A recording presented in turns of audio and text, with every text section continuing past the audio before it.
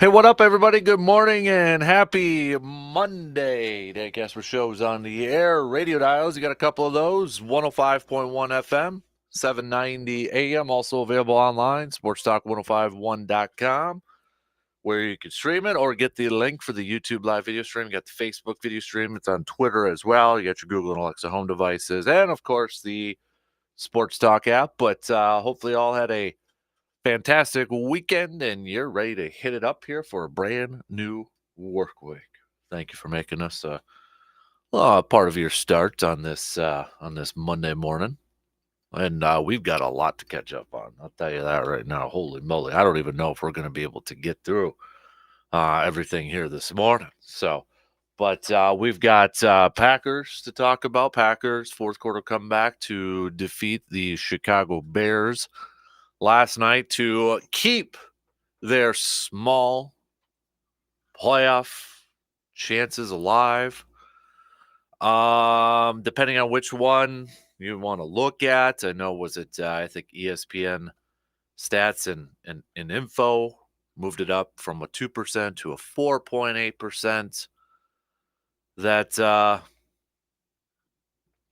the Packers would make the postseason. I think there was another one. I know there was another one that Matt Schneidman, who covers the Packers, said it bumped up to actually a little over 11%. Yeah, it was the Athletics percent chance bumped it up to 11.5. So moved from 6 to 11.5% chance. If you're still, holding on to a little bit of hope.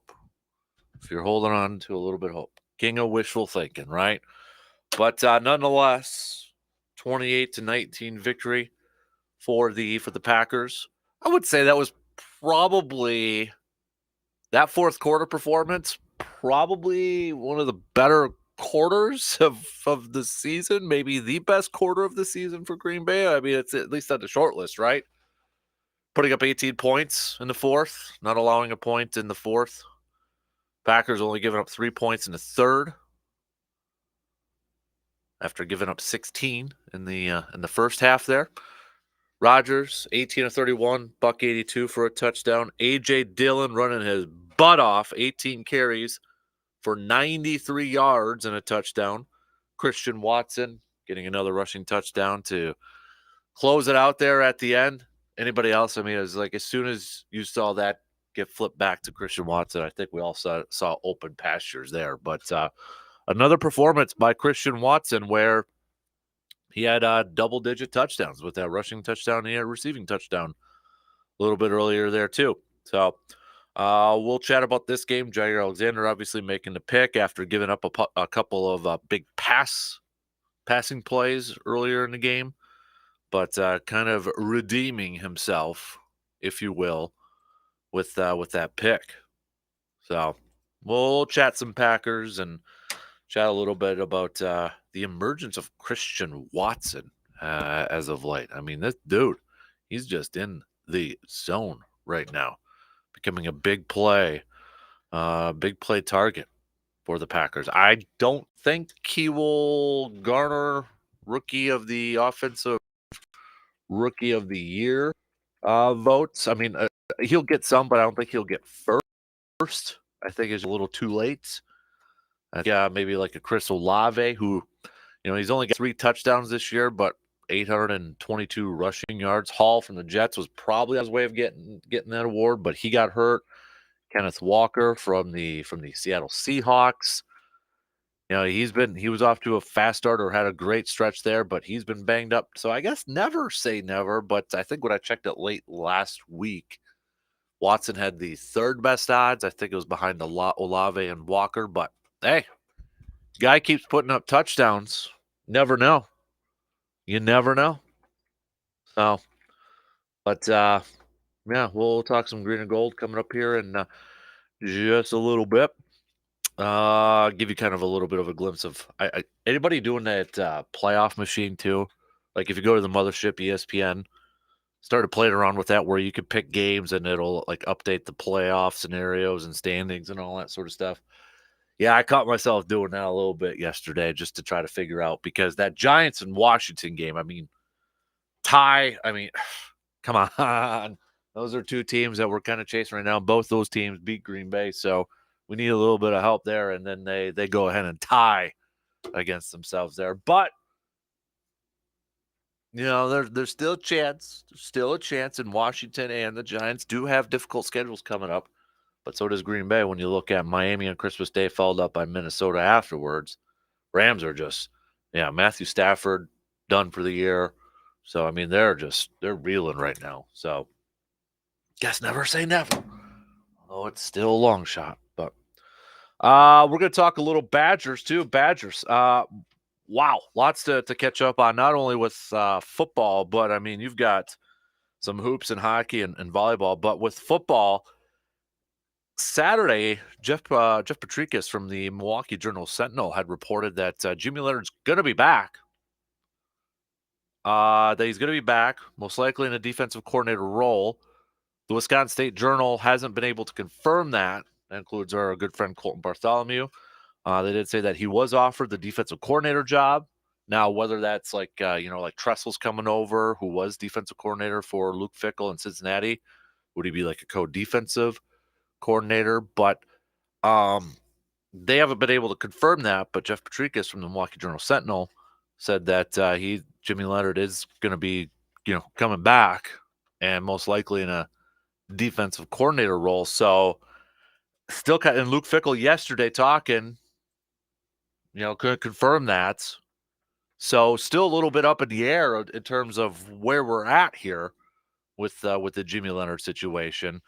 But Luke Fickell was talking yesterday because Graham Mertz has entered the transfer portal.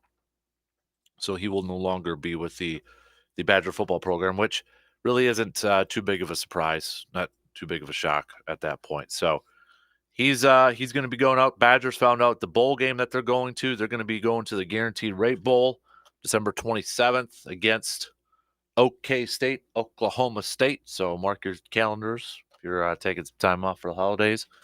You'll be able to see the Badgers in action against OK State.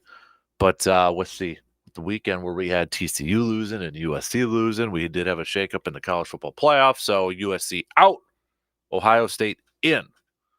Ohio State is now in. So maybe, just maybe, I don't think it'll happen because Georgia is just a powerhouse, but man, oh man, could you imagine a Michigan versus Ohio State game for the national championship? I think the networks would absolutely go bonkers for that one. But yeah, that's your college playoff right there. Other stuff with the Badgers too. Wisconsin defeating Marquette in hoops in overtime. That was a fun, entertaining game to watch. A little back and forth there, but Chucky Hepburn having himself a game. Did leave a little bit early due to injury. Came back out, but Hepburn, not a bad performance for the sophomore there. Speaking of Wisconsin and Marquette, both those volleyball teams advancing to the Sweet 16. Obviously we talk a lot about Wisconsin volleyball and defending national champions, but hey, Marquette, they're in the Sweet 16 as well for volleyball. So the state of Wisconsin, nicely representing there in volleyball. So, and then Badger men's hockey, they split against number 5 Michigan. Got a big 6-3 victory in game 1, fell in game 2, but Badger men's hockey splitting against Michigan. So, big busy weekend in terms of the Badgers. So, yeah. And then baseball, Brewers. We were kind of talking a little bit about it with Brandon on Friday, and lo and behold, we were kind of doing with our shootouts. One of them was, Jacob deGrom, where's he going to sign? Brad said Texas. Where'd he go? Texas. Signed up Friday night with the Texas Rangers. But the Brewers did trade Colton Wong on Friday to Seattle, rumored a couple weeks ago. They ended up getting a couple of outfielders in return. Wing. If you remember a little bit, he for a few years. And a couple years ago, I mean, he finished the season batting over 300. And switch hitting infielder Abraham Toro. So Now, Jesse Winker is probably going to be slated in to be the starting right fielder this year, or at least in a rotational basis. Did have a little bit of a down year this past year with Seattle, but obviously has a lot of experience going up against the Brewers because he spent some time with the Reds from 2017 to 2021. Spent some time with the Cincinnati Reds in 2021. He batted .305 with 24 home runs and 71 RBIs with an OPS of a 950. A 950. So, yeah, Colton Wong out. Jesse Winker, Abraham Toro, now with the Brewers. Be curious to see how that kind of adjusts the infield here a little bit. You'd think, okay, is Luis Urias? I think Luis Urias would be a better second baseman than a third baseman, but you got Urias over there at second. We know him and Willie Adames have a close relationship. They're a close friendship. You would think those two would be able to work, flip up some double plays and such. But now that you got an opening for a potential power bat at third base, now is that going to be a priority for the Brewers with winter meetings coming up here to kind of take a look at, maybe acquiring or looking at the market for a third baseman that brings you a lot of power? I would, at least, if I'm Matt Arnold.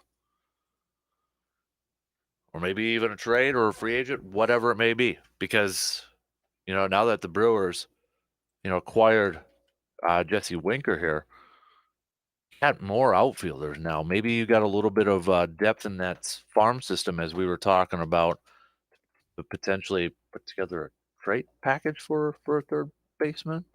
Yeah, maybe. I don't know.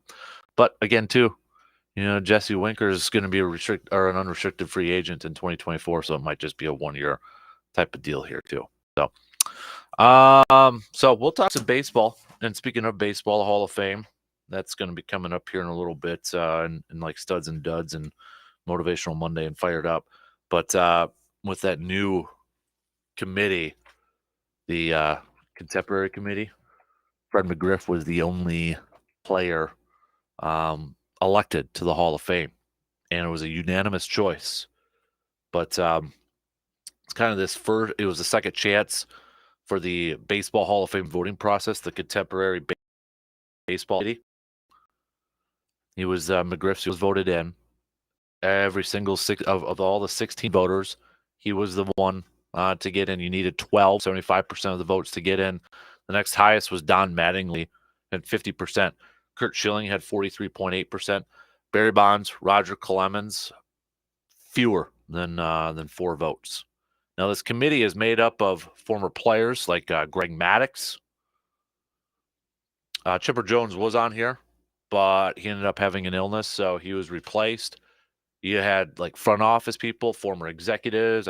Theo Epstein was on this committee, so it was a mixture. And to be eligible, you had to have your contributions from 1980 and later. So, but now that Clemens and Bonds getting less than 4 votes here, you kind of wonder their future potentially of getting into the Hall of Fame. I don't know. We'll see. But we got that. Bucks, man, losing to the Lakers on Friday night. That was an entertaining game. Guys getting some rest the day after, but they get the victory against the Hornets. Now they've got the Orlando Magic coming up here too. Chris Middleton did return on Friday nights, so good to see Cash Money back. So we got Bucks talk too. I told you, we got a lot of stuff to get to here this morning. A boatload of stuff. So let's just get into it here. That's the game plan here for this morning. Let's get the opening drive underway here. We'll talk a little football. Packers beating the Chicago Bears. We'll hear a little bit from Aaron Rodgers. We'll kind of go over some maybe slim, yet, hey, there's still some playoff chances here a little bit. And then Christian Watson again, another multiple touchdown performance from love there too. So let's get things rolling here this morning. All right? Opening drive, first break. Packs now your all-time leader in wins in NFL history with that victory. Bears, they broke the tie against the Bears. See how long that thing lasts. But hey, Packers heading into the bye week with a W.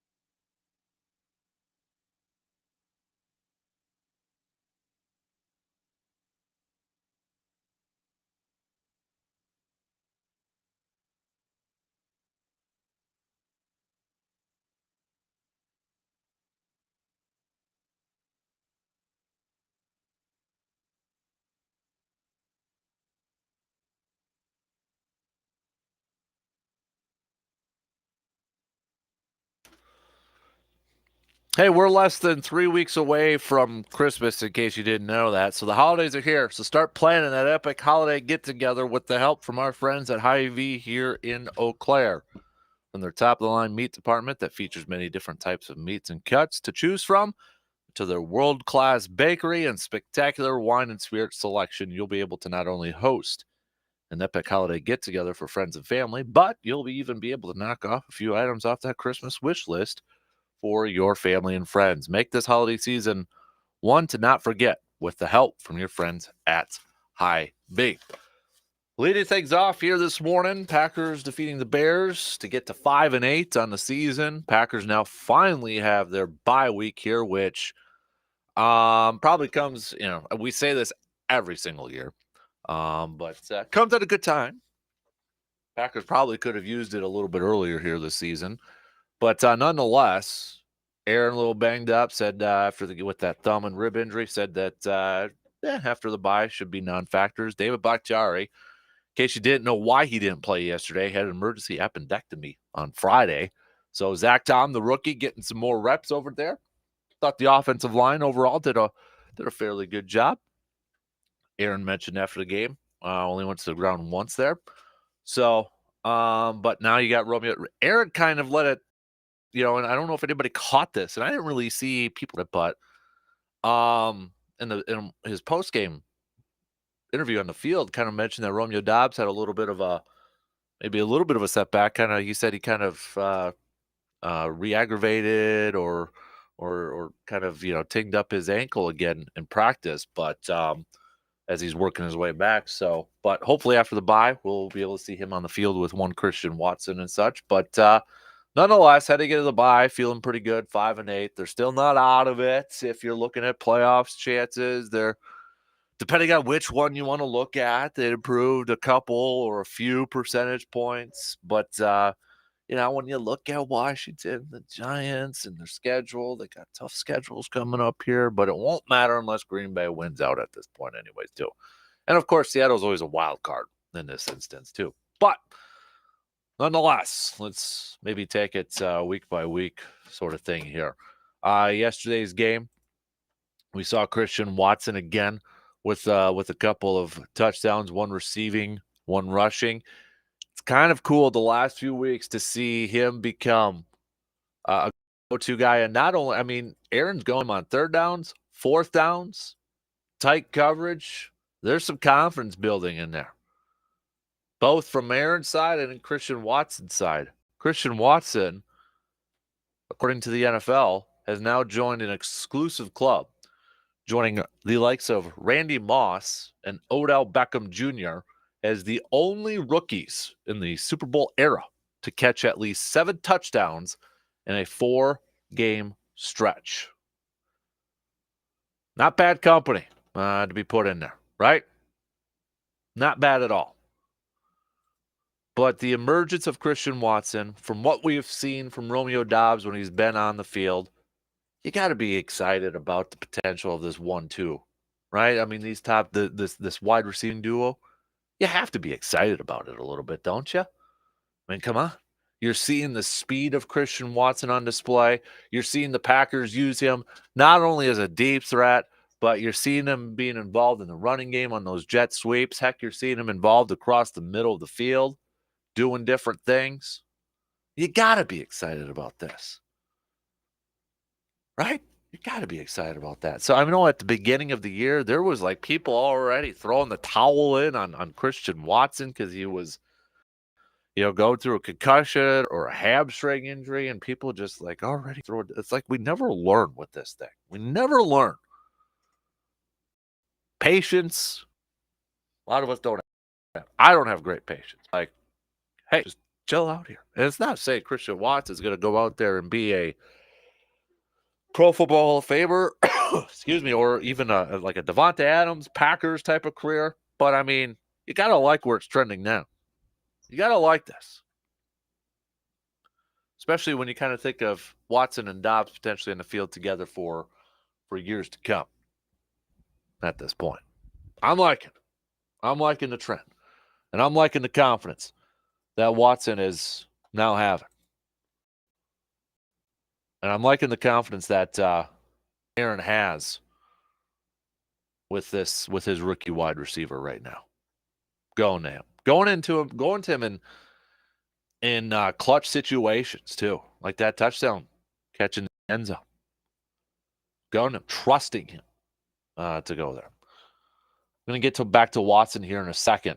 But A.J. Dillon, you got to give that guy some love yesterday. Ran hard. I mean, he ran hard. 18 carries for 93 yards, 5.2 average. Had that touchdown there. Aaron Jones was a little bit banged up with a shin injury. Ran the ball just for 9 times for 26 yards. They did try to feature him right away early in the game. You can see that. Also had 5 catches for 24 yards. But A.J. Dillon stepping up big time yesterday in that role. Devondre Campbell returned to the lineup, led the team in tackles. Jair was second on the team of tackles, actually led the team in tackles for losses, but kind of maybe an up and down type of performance. Allowed those big pass plays to Harry and EQ. Anybody see Jair's comments about EQ? By the way, post. Well, I'm if I could bring these up here, but I mean, kind of call his former teammate here a little bit. I'll see if I can bring those up, but it's actually calling him kind of slow and slow coming out of the breaks, and that's about his interception. He said he kind of knew it that yeah. Oh yeah, here we go. Packers Jair Alexander are giving up a 56-yard catch to his former teammate EQ. Nothing, man. He is scrub. I can't believe I let him catch that on me. But hats off to him because he did make a good catch. It's like, okay, calling him a scrub. All right, come on, Jair. But you gave up 2 big passes, redeem yourself with that interception, but also kind of, bailed out with that missed field goal, block field goal on that one drive there too. Nonetheless, so Packers defense kind of stepping up in the second half. They're only allowing 3 points after giving up 16 in the first half. I mean, in the first half, I think we were all kind of thinking after Justin Fields made that long touchdown run, it's like, oh boy, here we go. Here we go. Right? I don't know.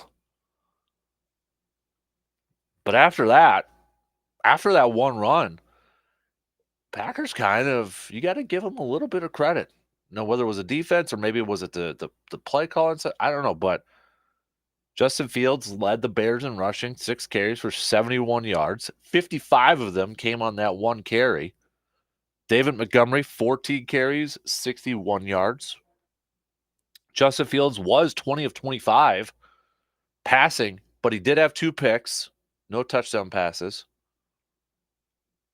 So, I mean, give Green Bay a little bit of credit for second half, kind of locking down the run defense there. A little bit of a tip of the cap. But back to Christian Watson here.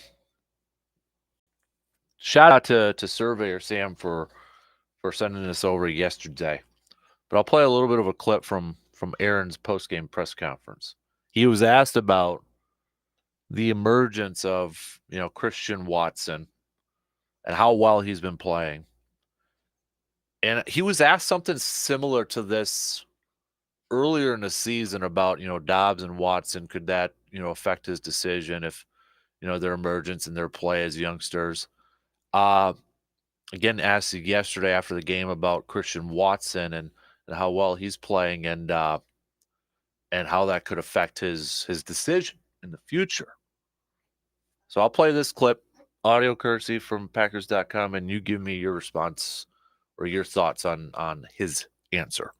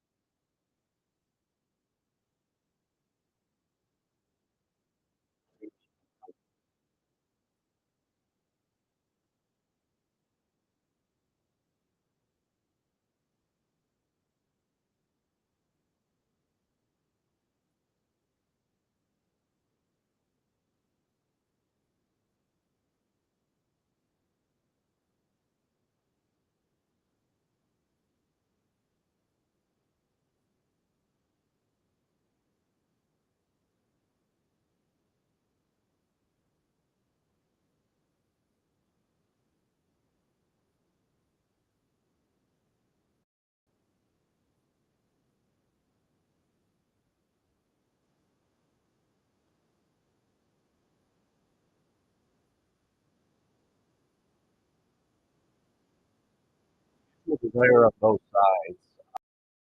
Matt Shen, who covers the Packers for The Athletic, um, kind of said that, he read it as, "I wanna come back, but I'm not certain they'll want me back." And as he said, "Maybe I'm" but mutual decision on both sides. So, I don't know. Don't know if there's anything to that, don't know if there's anything to read in that, but what are your how do you take that? What are your thoughts on that?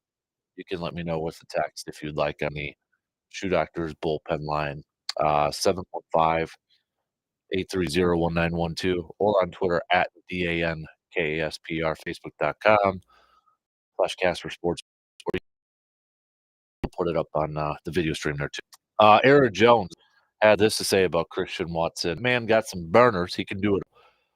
It just helps us. It gives us so many options. It keeps us versatile. I love having a weapon that anytime he touches the ball, he has a chance to take it to the house. Watson is the third Packers player behind Hall of Famers Johnny Blood and Don Hutson with 7 or more touchdown catches and multiple touchdown runs in the same season. He is also the first rookie since Clinton Portis and the first rookie wideout since Randy Moss with 8 touchdowns over a 4-game span. Think about that. These last few games for Christian Watson, people are gonna ask the what if. Aaron was asked about it in his post-game presser yesterday. The what if? What if Christian Watson was playing like this at the beginning of the year? What if he was healthy enough and able to make the plays that he's been able to make right now? How different would this season be? Everybody's gonna play that what if question. And I get it, and I totally get it. I think, man, what if? What if we had just seen this or we had gotten this maybe just for a couple weeks early, maybe at Detroit, at Detroit to get that W. Buffalo, well, maybe Washington, you're just like, what if? Dallas was kind of the coming out one, right? With the 3 touchdowns there. Tennessee had a couple more. But what if?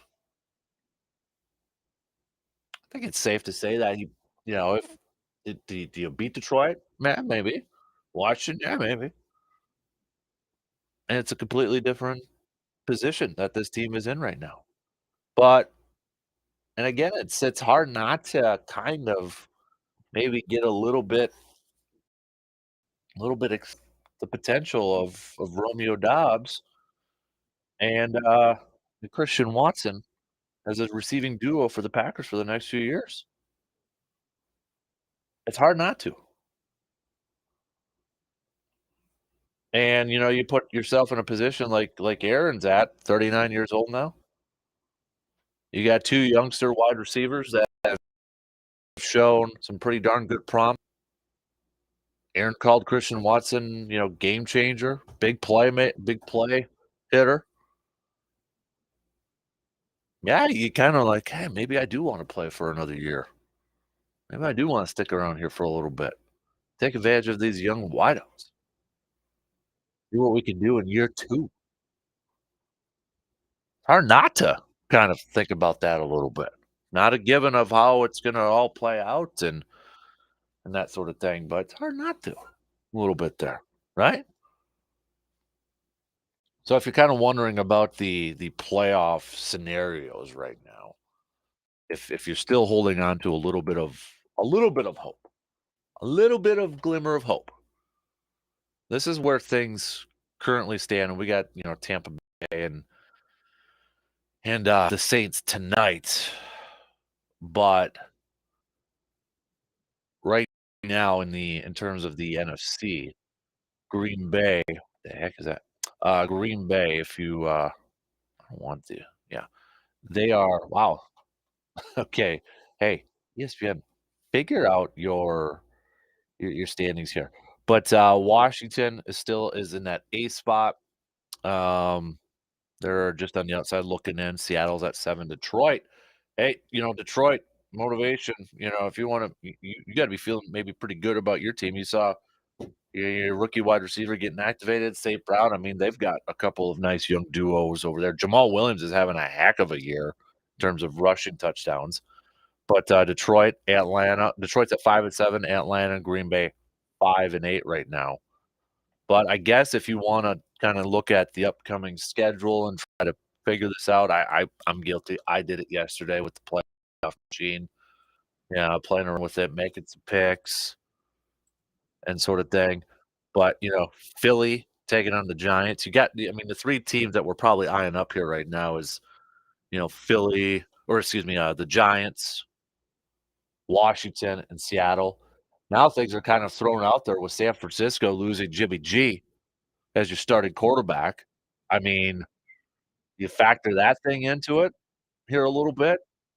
Now, all this is going to be mute if Green Bay doesn't win out. I mean, they got to take care of their own business. But I mean, if you're kind of looking at the upcoming schedule, Philly's at the Giants. Washington has a bye. Carolina's at Seattle. Seattle has a little bit of an easier schedule, in my opinion. I mean, if you want to throw San Francisco in this conversation, I mean, they still got it done against Miami yesterday, but they got Tampa Bay next week. Then they're at Seattle, talking about San Francisco here. Week 15, you got the Giants and Washington again. Please don't go on another tie, or maybe do go on another tie. Who knows?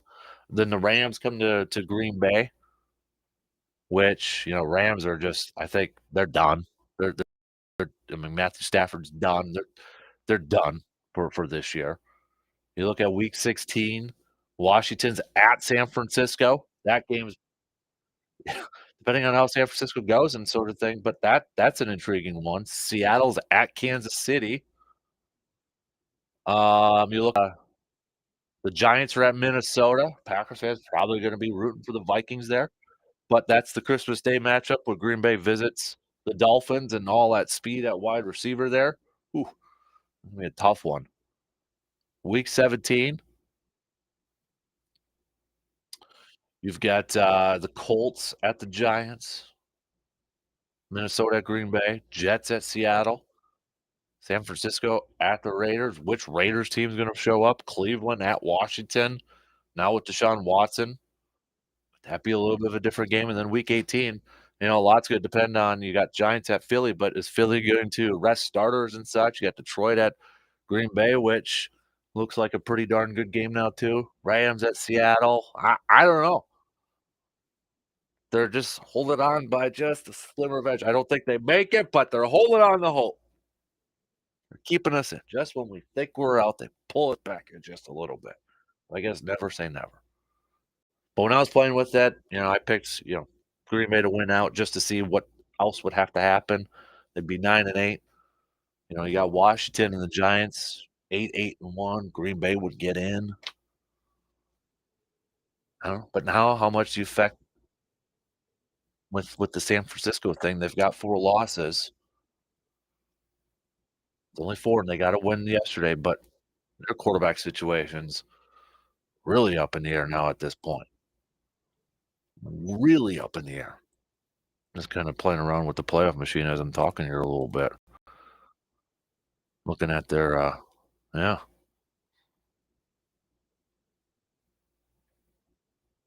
just kind of where would they be? It could be 8-8. Yeah, I don't know. All right, we got to take a quick break. Then we'll close up the second hour. We got a boatload of stuff to get to. We got more Badgers talk. We got to talk some Brewers, and I believe we got Justice Cleveland coming up next hour too.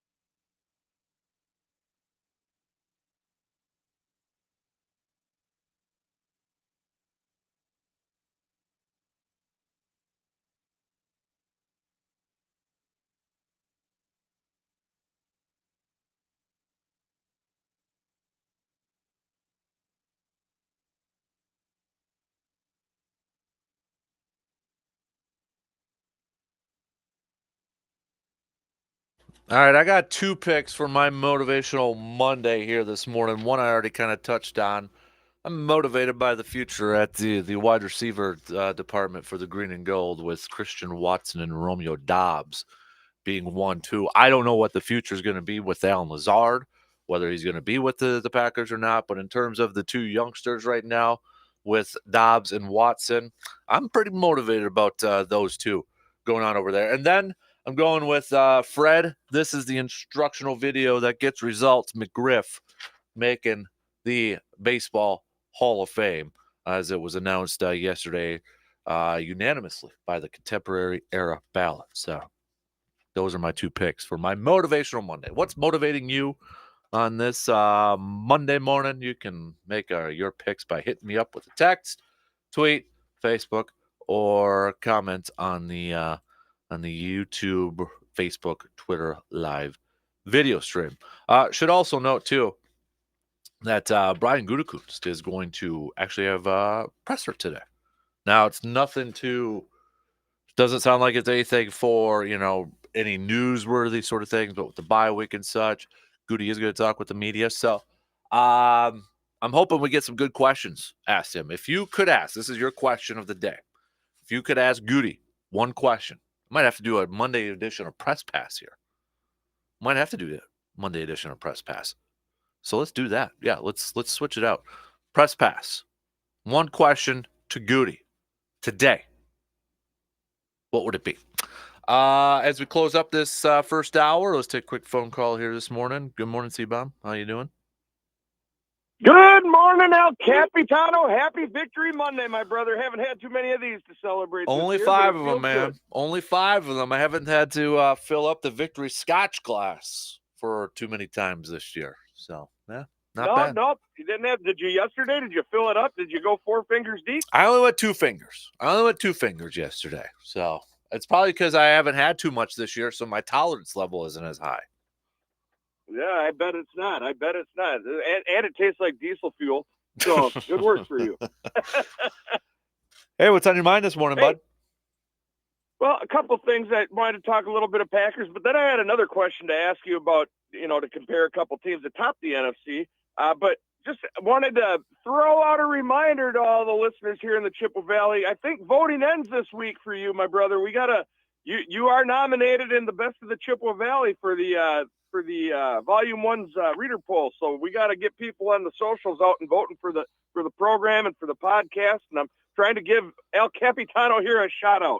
Well, you know what? If we get first, I think we got second last year. So if we get first, 2 things. One, C-Bomb's going to get another tattoo of our choosing.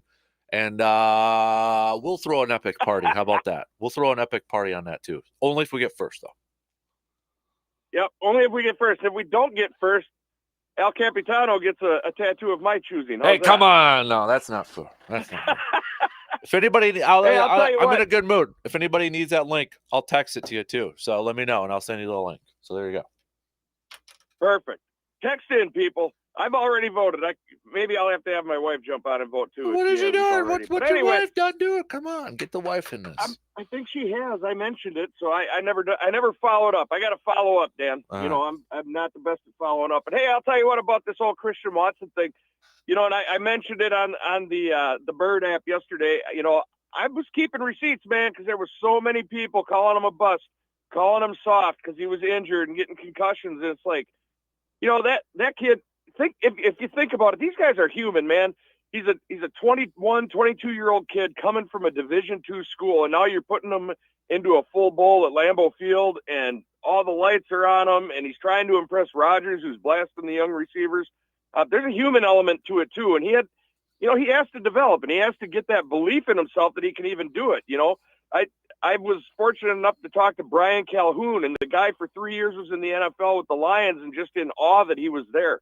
So, and that's a guy who came from the Badgers. So imagine, the personal element to Christian Watson. So I'm glad to see him succeeding. And boy, you hit on it. He's getting thrown to on 2nd down, 3rd down, 4th down, tight contested coverage. They're using him. They're starting to use his abilities, and it's exciting to see what he's got and what he could be. I mean, we're seeing flashes like we saw with Justin Jefferson his rookie year, and Jamar Chase, his rookie year. So, again, coming from a D2 school, it's a huge jump, and I think he's starting to make that transition. It's exciting. It's a lot of fun watching him right now. I mean, he's a big, fast receiver, and they're using him in multiple different ways. I like it. I like this a lot, and I know there's still a lot of snaps to be played and a lot of years to be played, but you got to like where the arrow's trending, no doubt about it.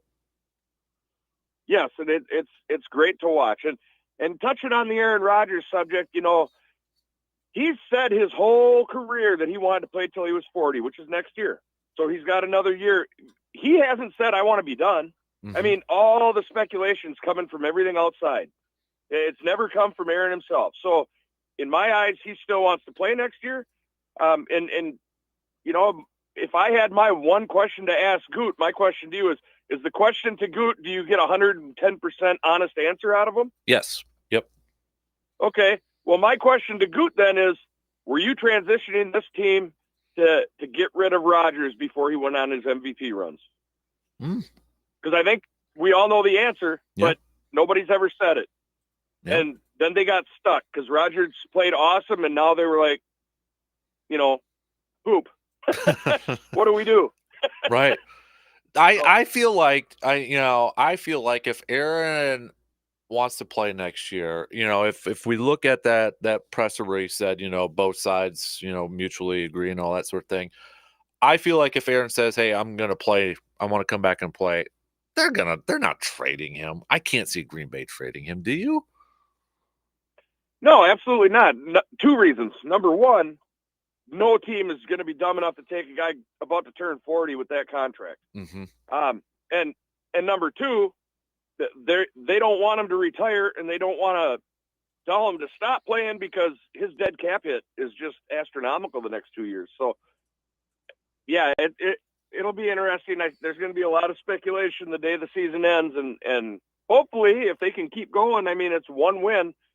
We've got to match the total we have for the season if we even want to have a chance at the playoffs. So hopefully this bye week hits them well, and we can go on a little bit of a run, and they can make it exciting. There's still a tiny little pulse there, and until that pulse is shut off, we got to hope, right? We gotta hope. That's what we do as fans, right? You hope, and you root on your teams and you cheer for your teams, right? You have that little bit of hope. Absolutely. Oh. You gotta have that hope. It's weird though with the whole NFC thing because I mean, look at Washington and the Giants. They do have difficult schedules. Now you look at the 49ers, C-Bomb, with Mr. Irrelevant playing starting quarterback because Jimmy G's done for the year. And then Seattle being such a wild card at times. I don't know how this NFC is going to shape up at the end. Yeah, it's going to be interesting. I mean, there's three teams that we know will be there. It's going to be Philly, Minnesota, and Dallas. Mm-hmm. The rest of it's kind of up in the air. I mean, nobody stands out. And heck, we beat Dallas, which was going to bring me to my question. I know you're going to run out of time, but I posted a tweet that didn't age well, but I said the question, is Dallas more fraudulent than Minnesota? And I hate it that people are even calling the Vikings fraudulent. They're the worst, 8-2 team, whatever.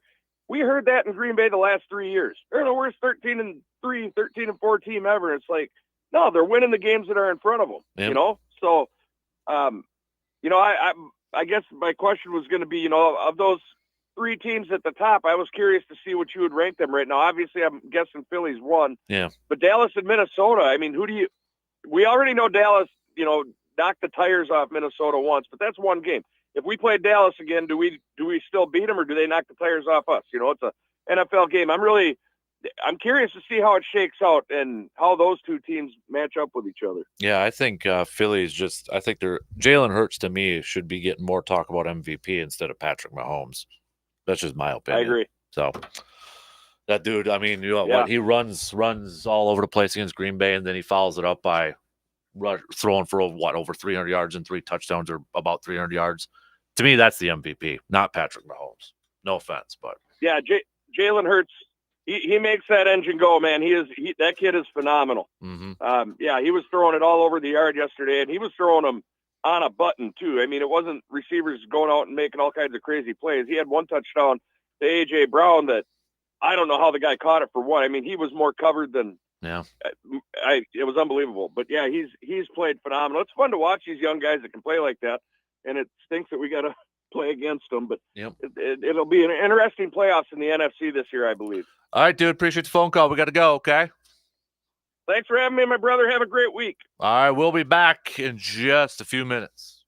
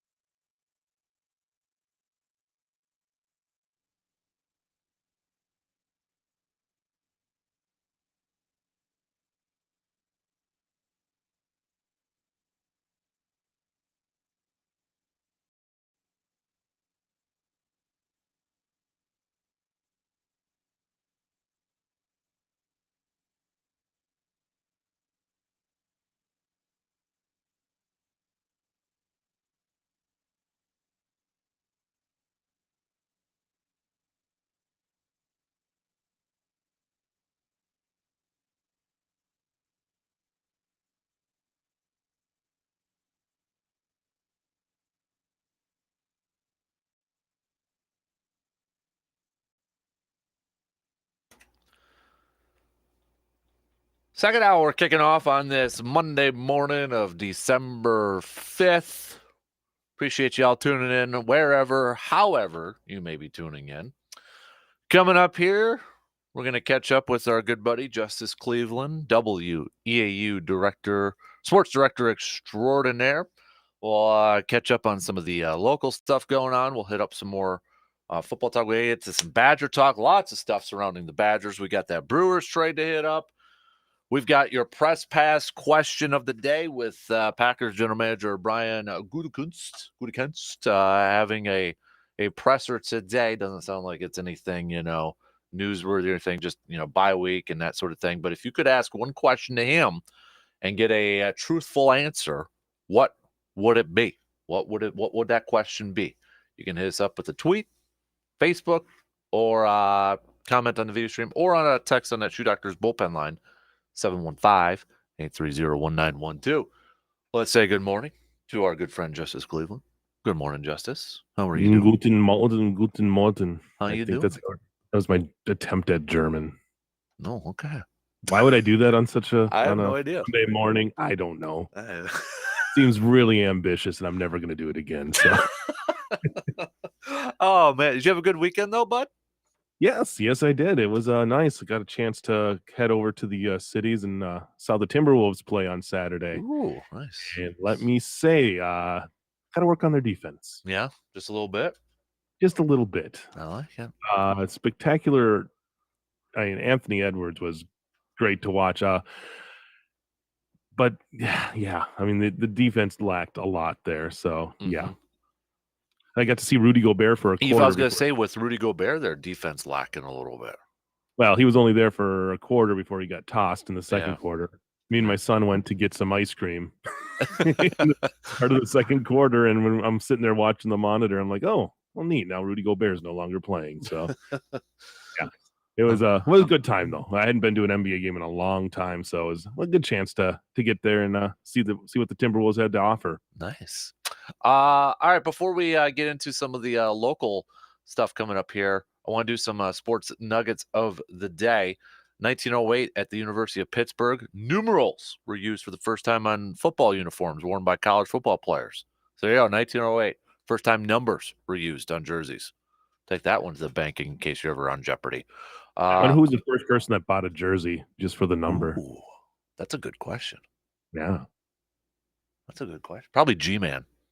1970, we got the Stanley Cup, Conn Smythe Trophy, and Bill Masterson Trophy were stolen from the NHL Hall of Fame. How does that happen in a Hall of Fame? 1970. Is that why now there's like that guy who constantly travels? Probably. Yeah. Stanley Cup. They're like, this has never happened again. Nope. We're keeping a Royal Mounted Policeman right next to this trophy for the rest of its life. Ron Santo, 1973, became the first Major League player to veto his trade. 1978, Pete Rose signed with the Philadelphia Phillies. Contract was for 40 years and $3.2 million, making Rose the highest paid athlete in team sports. We've got this one you'll appreciate. 1983, Justice, the video arcade game NFL Football was unveiled in Chicago. It was the first video arcade game to be licensed by the National Football League. Have you ever played that? I don't know if I've ever played that one. I'm trying to look it up. I don't know if I ever played that one either. Now I see all these, everybody's got, you can buy your arcade games and that. Now I see like NFL Blitzes out there, and I'm like, oh, I don't want to spend $500, but I really kind of want that in the man cave. I'm looking at, I see Blitz. I'm just trying to see if they have the original version of this game, but I don't know. I don't recall it. I'm going to have to see. Yeah, somebody's got to have something on YouTube, you'd think, maybe. Right. Yeah. I mean, Midway NFL, I see like a flyer for it and all that jazz, but I don't actually see the game. It's the Howie Long's on the cover, kind of. Ooh. And Dan Fouts. Oh, boy. So would they be like the first football cover athletes for a video game? They must be, yeah, because I don't think Atari ever had one. Oh, especially if this is the first one licensed. Yeah, I'm looking. They show a little bit of like game action. I found like a flyer for it. Okay. And obviously, I mean, 83. It's pretty generic. Yeah, pretty generic, pretty side-scrolling game, but yeah. Learn something new every day. Right. Last one here. We've got 2000. Karl Malone moved past Wilt Chamberlain into second place on the NBA's all-time scoring list in 2000. So those are just some of your sports nuggets for this morning. All right, before we get into a boatload of Badger stuff to catch up on here, Justice, busy time now in the winter sports season, locally, prep-wise, blue gold wise, all that sort of stuff. Are we like is it like the second or third week for boys basketball right now? This was like this is really kind of the first full week Okay. after the Thanksgiving break. They really didn't do a whole lot before Thanksgiving. I think you could have played a couple of games because you have to have those full 7 days of practice in before. But yeah, last week was kind of like the first, just throwing everybody out there week with everything, with girls basketball, hockey, wrestling. I'm forgetting a sport somewhere that I can't, swimming. So yeah, last week was the first one to have like I think everything going at the same time. Gotcha. Okay, so what I think I saw, I know it's a few days old, but did we have like a buzzer beater? Was that Fairchild or us or what? Who was again in Ellsworth? I think I saw. I think it was Whitehall, wasn't it? Whitehall. Okay, yeah. Or CFC. Oh man, now you're throwing me trying to get my memory going. But yeah, I remember I got a tweet about it. Oh, but, CFC. Yeah. Yes. Yep. Yeah, CFC. Isaiah Connect, I believe, sent that to us. So, okay. Yeah. I mean, we're at that point already in the year where it gets just to be fun with, and we had a good one over in Hudson with Eau Claire Memorial, and Hudson ending up actually getting the victory over Memorial. Had 2 really good games. Unfortunately, both were last minute losses for them, but early in the season, those are things that you can grow on. Mm-hmm. Things will continue to pick up for that team, which is very talented. So yeah, I mean, it's that time of year where we're going to get a lot of these buzzer beaters happening here, and you kind of get a little mixture of the non-conference and conference games going on before Christmas, before things I feel like after Christmas get into full gear before the push for the playoffs. So yeah, I got to go over a Memorial Hudson girls basketball, Altoona on Friday as well. So 'tis the season to be running around again. Yeah, and I know you were watching some hockey earlier a few days ago too. Which last time you were on, you said that's kind of your winter home over at Hobbs Arena. So, and lo and behold, you were checking out. Was it North taking on New Richmond, I believe? Yes, and a New Richmond team came out and made a statement. I believe they won 9-0 was the final in that one. But you get again early season, a lot of season. North's going to be better than that. That was just I think a rough first outing for them in the BRC. And then on the same night we had Chi High over at Hudson, and that one went into overtime with Hudson winning 2-1. But for Chippewa Falls, that's a big game to show where they're at, and the fact that they hung with the 2-time defending state champions and definitely had a good chance to win it there shows you what kind of team those Cardinals can be this year. And then Memorial, I believe, went up to Rice Lake, got the win 3-1 up there, and Rice Lake, hanging with the Memorial. So I think Big Rivers hockey is going to be a lot of fun this year, and it's going to be some very good matchups. Memorial and Hudson this week, I believe, on Thursday night. Those two will do battle, so get to see some more of it. Yeah. Blue Gold side of things, Justice, I know the men's basketball team, they were on a 4-game winning streak until they fell to lacrosse this past week, and they're 5-3 on the season. What are in your opinion, what do you think are the realistic expectations for this basketball team this year with Matt Seiberling? Oh, I think they're much better than the predictions had them. I think they were either second to last or last picked for the conference. I think this team's got a lot of depth and has shown that they can play with pretty much anybody. I mean, you go to lacrosse, you lose by 7, but lacrosse is 8-0 on the year. So this is a really good lacrosse team, and the Blue Golds were right there the whole time. They just kind of second half ended up getting outscored 50-38, but we're leading after one half 39-34. So I think you learn how to close out a little bit more here. And Matt Seiberling's a guy who's never going to want to take a loss, right? But there's still stuff that you can learn from this loss that they can go forward in kind of a weird, they're getting rid of this, I believe, next year, where they have the couple of conference games before they go back to non-conference, which I think most of the people prefer in the league, because it's weird to get these 2 games and then you're back to non-conference until after Christmas. So I think for them to go 1-1 in their first 2 games, both on the road, I think you would take that. I think he'll take that. I mean, knowing Matt Seiberling, you want both wins, but the fact that they were so competitive against lacrosse shows what they have. They have a lot of lot of talent, and we'll see going forward what they can do with it. The women's team, though, 8-1, and I know you just caught one of their games recently. They beat La Crosse this past weekend. They beat River Falls last Wednesday. So, I mean, the expectations for this basketball team's got to be sky high this year. 7-0. A lot of games at home this year, but 7-0 right now at home. Yeah, and they they love playing at the Zorn Arena, and that's not a fun place that anybody's going to want to come in. But River Falls maybe a little closer than they wanted. They were up big at half, and then kind of River Falls battled back to make it just a 3-point game in the end. But you got the win, and then you go to La Crosse, which has been a tough place for them to play over the years. La Crosse just kind of, they really came into that place and struggled, but get the win pretty handily, 68-56. So now you go into your non-conference schedule here before, about a month from now, which it is January 4th. They'll be back in conference play. So you got Bethany Lutheran and, Loris this week.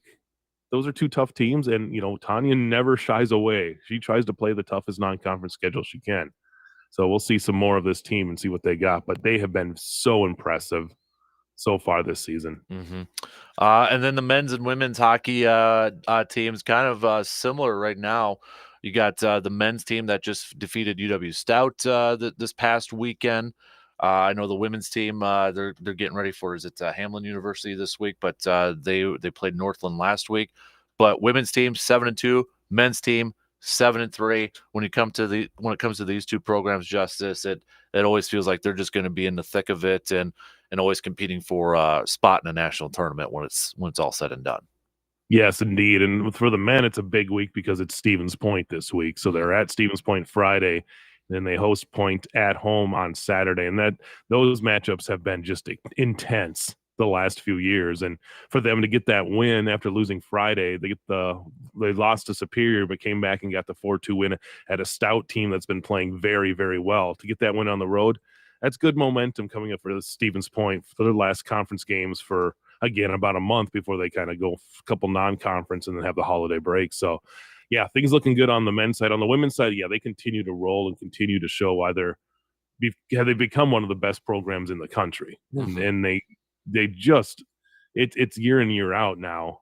And to get, outscore their opponents 10-2 last week, or the last two games they've had.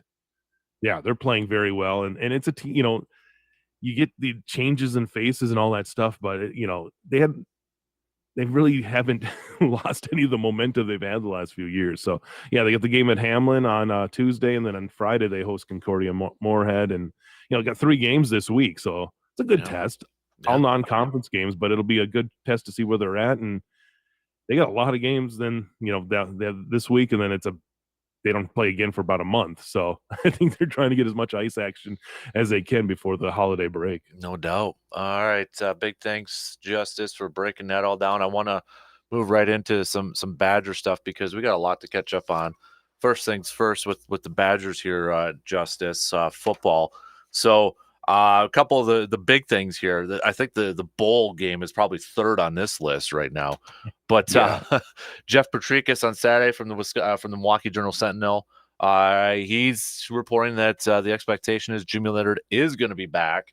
Now, the Wisconsin State Journal hasn't been able to confirm that, but they're hearing that he was offered defensive coordinator, which is interesting since one of Luke Fickell's assistants, or at least both of his defensive coordinators, are reportedly coming over, which includes Tressel. So, how that's going to all shake out. But, I just saw Jim Polzine from the Wisconsin State Journal. He had just tweeted a couple minutes ago that he expects the Jimmy Leonard situation to kind of unfold today or get finalized today. But if Jimmy stays, if that's all on the up and up, if Jimmy stays, Justice, just how big, in your opinion, is that? Not only just for the talent for this football program, but maybe just to kind of keep that continuity in the locker room, you think? Oh, I think it's huge. I think it would be really huge if this ends up being the way it's going now. There was reports yesterday that nothing had been decided. Yeah. It's the fun back and forth of, kind of like the tennis ball going back and forth. The ball's in Jim Leonard's court right now, which it should be. I mean, he should have the choice to figure out what he wants to do. But I think if they can keep him, that's huge. I mean, the guy is highly touted, highly respected. If you get a guy like that, it's almost like having another head coach on the team. So I hope he stays. I think everybody hopes he stays. But obviously, I think we can all understand if he decides that he wants to leave. Mm-hmm. I think we kind of go. You're probably going to broach the subject, but it's kind of goes with Graham Mertz. When you get a change in head coach, you can understand if somebody decides that the writing might be on the wall, right? For Graham Mertz. But yeah, if Jim Leonhard stays, that's great. If he goes, I think he's got plenty of opportunities. But that would be a coup if they could keep him. So I think on Friday I saw that Dave Aranda fired his defensive coordinator. Baylor fired their defense coordinator, and there was some speculation. Could that be, Jimmy Leonhard going and joining up forces with Dave Aranda over in Baylor? That'd be one heck of a defensive combo over there. Holy moly. Yeah. I think, a lot of it has to go into is where does Jim Leonhard feel the most comfortable? Yeah.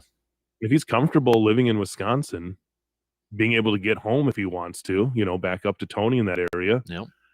Because that was kind of what he said about the Packers thing too. Was he turned down that defensive coordinator because he family and just like younger kids and living at home in the Madison area.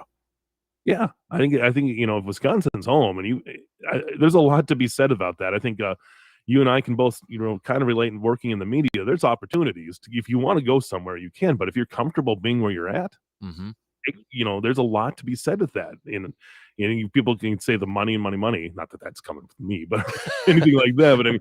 But yeah, I'm not getting offered quite what Jim Leonhard would ever get offered for stuff. But yeah, I think if you're comfortable where you're at, that's huge. It really is. So I hope he stays. But again, more power to Jim Leonhard if he decides to go somewhere else. Yeah. Graham Mertz, as you mentioned, Luke Fickell did talk a little bit with the media yesterday. He said he did try to tell Graham Mertz, he was kind of pushing, hey, stick around, see what we're doing, see how we're going to rebuild this and that sort of thing. But he respects Graham Mertz's decision to enter the transfer portal. I mean, some of the comments that I've seen on social media we got to remember this kid's like 20, 21 years old too. Not enough people remember that stuff, unfortunately. Yeah. Especially on the social media. Yeah. I was like, holy moly, people here. It was like 3 years ago, everybody wanted him and were pumped about him. And now you're saying stuff. It's like, you got to remember, he's 20 or 21 years old here, guys. But like you said, no big surprise. And I think, if it were me, it's totally understandable. And he's got maybe a year, 2 years left. If he really wants to maximize his chances or just get a fresh new start, I totally get this decision from both sides. And maybe it's good for Wisconsin too. It could be good for Wisconsin.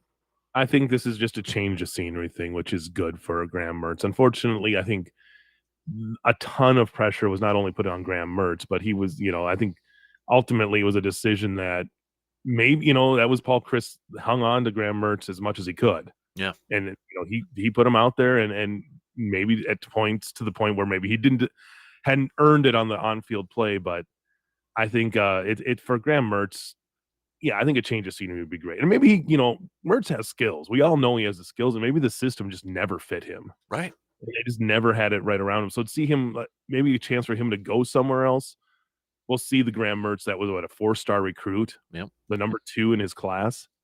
The guy has talent. We just got, I don't know if Wisconsin ever had the right tools around him to give him a chance to do it, or the offense was designed enough around him to give him a chance to flourish. Because he hasn't put up bad numbers. It's just clutch situations have been rough since, pretty much other than the Duke Mayo Bowl. There's just been some rough situations there. So I think more power to Graham Mertz if he wants to go take a look somewhere else and get a chance to play a fresh start. And I think that helps.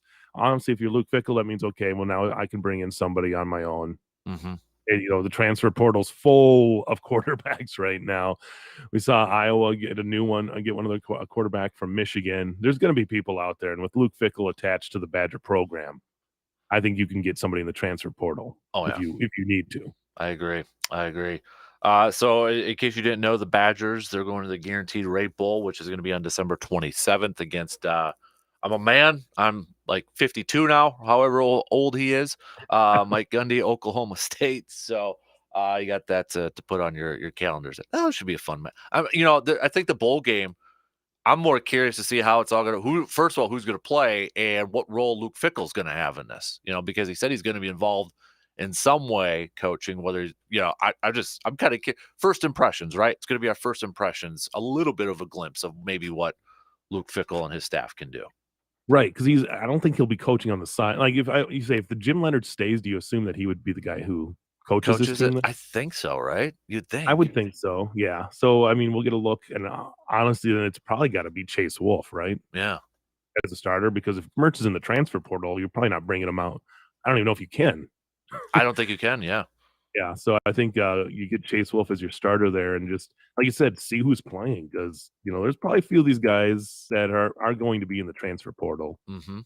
Yeah. that haven't already announced, so, yeah, it'll be interesting to see how this next couple of weeks play out here to see who's gonna be on the field there when they take on Oklahoma State. Maybe we'll get a glimpse of, Miles Burkett, the, 2021 Gatorade Wisconsin Player of the Year too, Yeah, possibly. I mean, I'd be up for it. I I'd mean, be why up for not? it, yeah. Why not? You think Yeah. that maybe they'd kind of almost I know it's a bowl game and you wanna win, but do they almost approach it like as almost like a preseason type of game, for these new coaches to kinda get a glimpse of some of these players? I think it would be good to do that. I think, if you know who's gonna be back, Mhm. yeah, why not go out there and it's such a weird thing probably for Luke Fickell right now. Yeah. Come into this still with a lot to, a big game like this to be played. Yeah.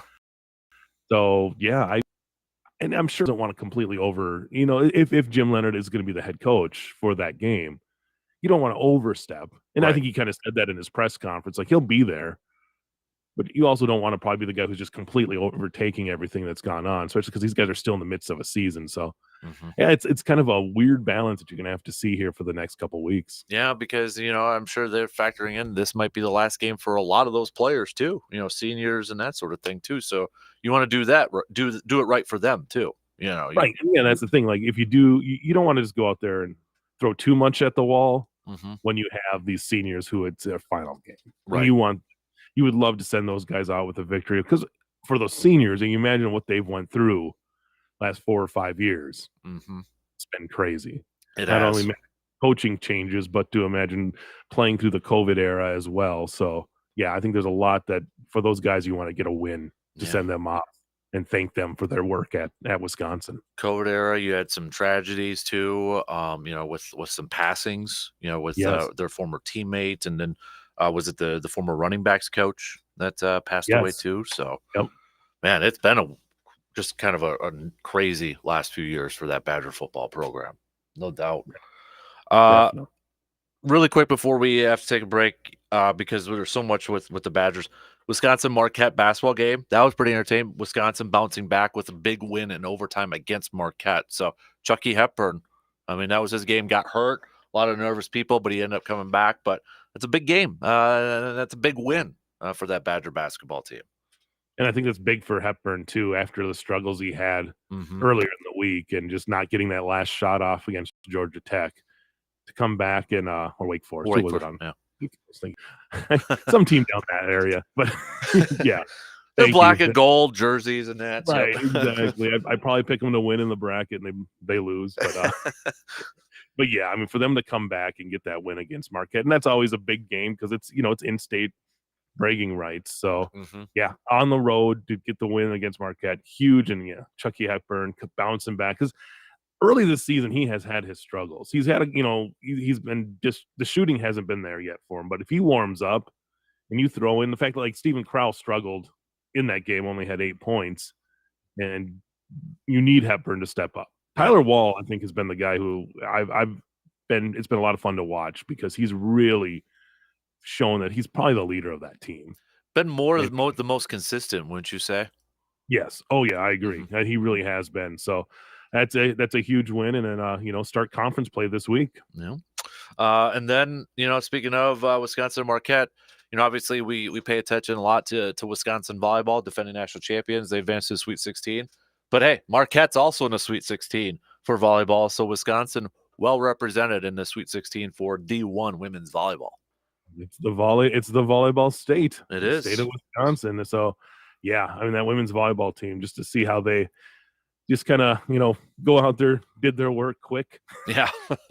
and move on, and then get to host the regionals this weekend, and then props to Marquette as well. So yeah, good. It's great for the state, and again, a sport that just continues to grow, and not just in Wisconsin but nationally, and Wisconsin's at the front end of that. Yep. Marquette's going to be taking on Texas, which is a 1 seed, on the 8th at 1:30, and then Wisconsin. I mean, Wisconsin's played a lot of these teams. I mean, you got Minnesota still in. They're going up against Ohio State. Wisconsin's going up against Penn State. They're going to be on the 8th as well at 5:00. So got a couple. The 8th, big day to if you're into volleyball all day, pretty much all day. Yeah, you can watch some great matches. So Big Ten just loaded, man. Great, yeah. And then you throw in USC and UCLA in 2 years. Mm-hmm. Continue to grow. Yep. All right, we got to take a quick break. I do want to touch a little bit on the Brewers trade with you, Justice. We'll hit that and then get back to some Packers talk before you head out of here. So let's take a quick break, and then we'll hit up just a little bit of Brewers chats, reaction from that Colton Wong trade on Friday, and then we'll get back to a little bit more Packers talk after these quick words.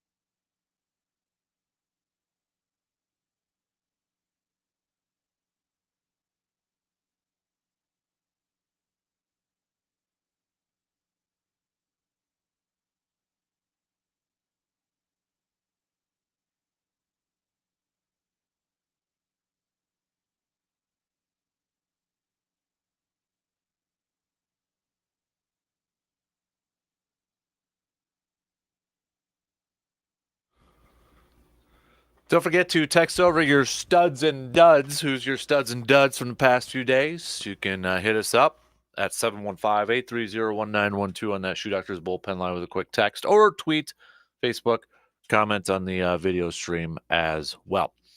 All right, before we get to some more Green Bay talk, I do want to hit up the Brewers. Shout out to our buddy Brandon Berg on Friday, Justice. I asked him for a couple predictions, and lo and behold, he nailed them on Friday night too. I asked, one of them was, hey, where do you think Jacob deGrom's going to sign? He said, Texas. Friday night, where's he go? Texas. And then I asked him, hey, who do you think is going to be the starting right fielder for the Brewers now that Hunter Renfroe's not there? Is it going to be one of those guys from the farm system or somebody who's not on the team? And he said somebody who's not on the team. Well, then look, Colton Wong gets traded and they bring in Jesse Winker, a right fielder. That good case to be opening day starter. So shout out Brandenburg. All right, good job, Brandon. He knows what he's doing, doesn't he? Go buy a lottery ticket now, there, sir. So, but we had heard a rumor a couple of weeks ago that the Mariners had called about Colton Wong, and lo and behold, Friday night Brewers did send Colton Wong to the Mariners for we got Jesse Winker, who if you remember, a longtime player for the Reds. Last year was with Seattle. I think his last year with the Reds, he had batted over 324 home runs. Brewers also carrying Abraham Toro, switch hitting there. So, justice effects. I feel like this allows the Brewers now to put Luis Urias over there at second base and allows the Brewers to maybe focus on trying to find a power bat at third base. What are your thoughts? I think it's a good trade for the Brewers. I really do. I think you're trading. I don't think you're losing too much with Colton Wong. Mm-hmm. I think he's a solid veteran player, such as Hunter Renfroe was as well. But you trade and get somebody with Jesse Winker who's younger, who's a little more easier probably salary wise that you can control too, and a guy who is looking to bounce back. Last year hitting 219 in 136 games in Seattle after being an All-Star the year before, kind of getting back to familiar territory in the NL Central. I think is a guy that's a potential to turn it around in Milwaukee. So I think to me it's a good move, and not to discount what Colton Wong had done, but I think you move on to a little younger player and kind of just start moving the youth movement in here to see what you can do with Matt Arnold taking over in the front office, making his own mark. Yeah. I was reading a little bit from Brewers.com from Adam McCulvey, and I think this is a good little nugget on here.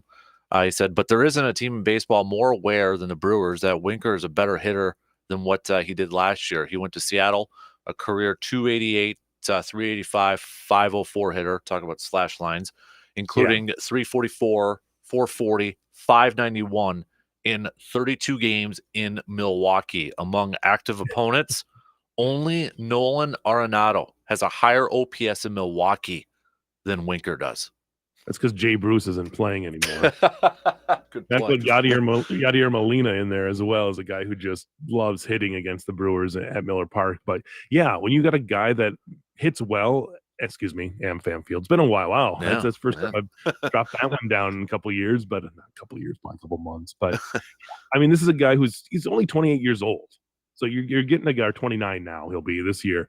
So there's plenty of time for him to turn it around. And I think Brewer fans should be excited because if he can turn back to that form that got him to be an all-star a year ago, like you said, they know that he can hit 305.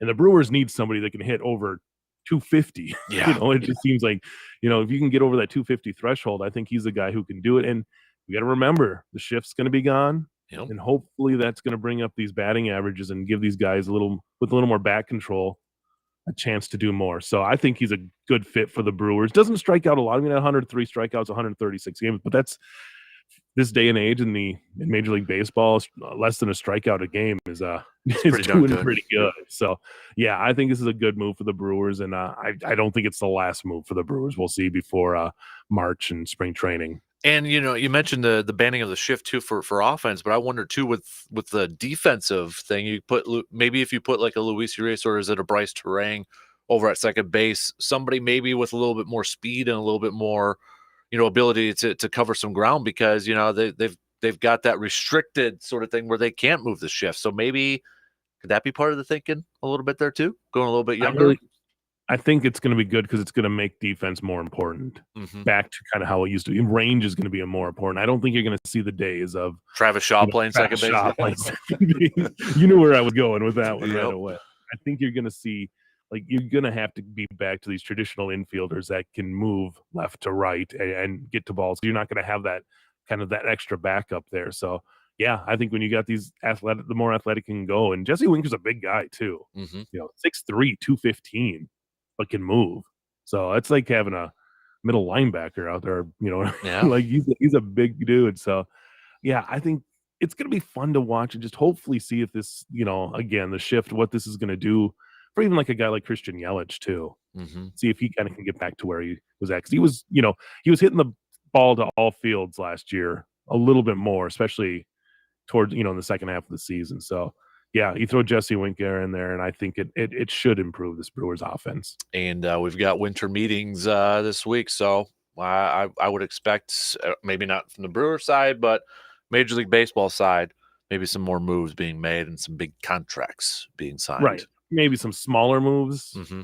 like, just kind of minor league trades or something like that. But that's where the work gets done. You get face to face meetings like that. Well, you can't be surprised that something's going to happen. Yeah, that's as you just said. Those are maybe when some of those conversations start or really start to pick up a little bit too. So, because that's was it December when Yelich and Kane were traded Yeah. I think so. Yeah. So. It's like kind of a stunner, like because Mhm. they were doing their like winter, not caravan, but whatever they do, their big winter fest thing. Oh, a fan fest. Yeah, Fan fest, and yeah, that they signed him like the 2 days before or the day of or something like that. So that's right. Yeah, yeah, that's. it'd be neat to see if they could pull off something like that again. Mhm. All right, let's take our final break this hour. Then we'll get back to some Packers talk here. Get Justice's thoughts on the W from yesterday. As the Packers now take the record for the time being for the most wins in NFL history. But Packers entering their bye week with a W, still with the slimmest of chances, still mathematically alive for a playoff spot. All right, quick break. We'll be back in just a couple minutes.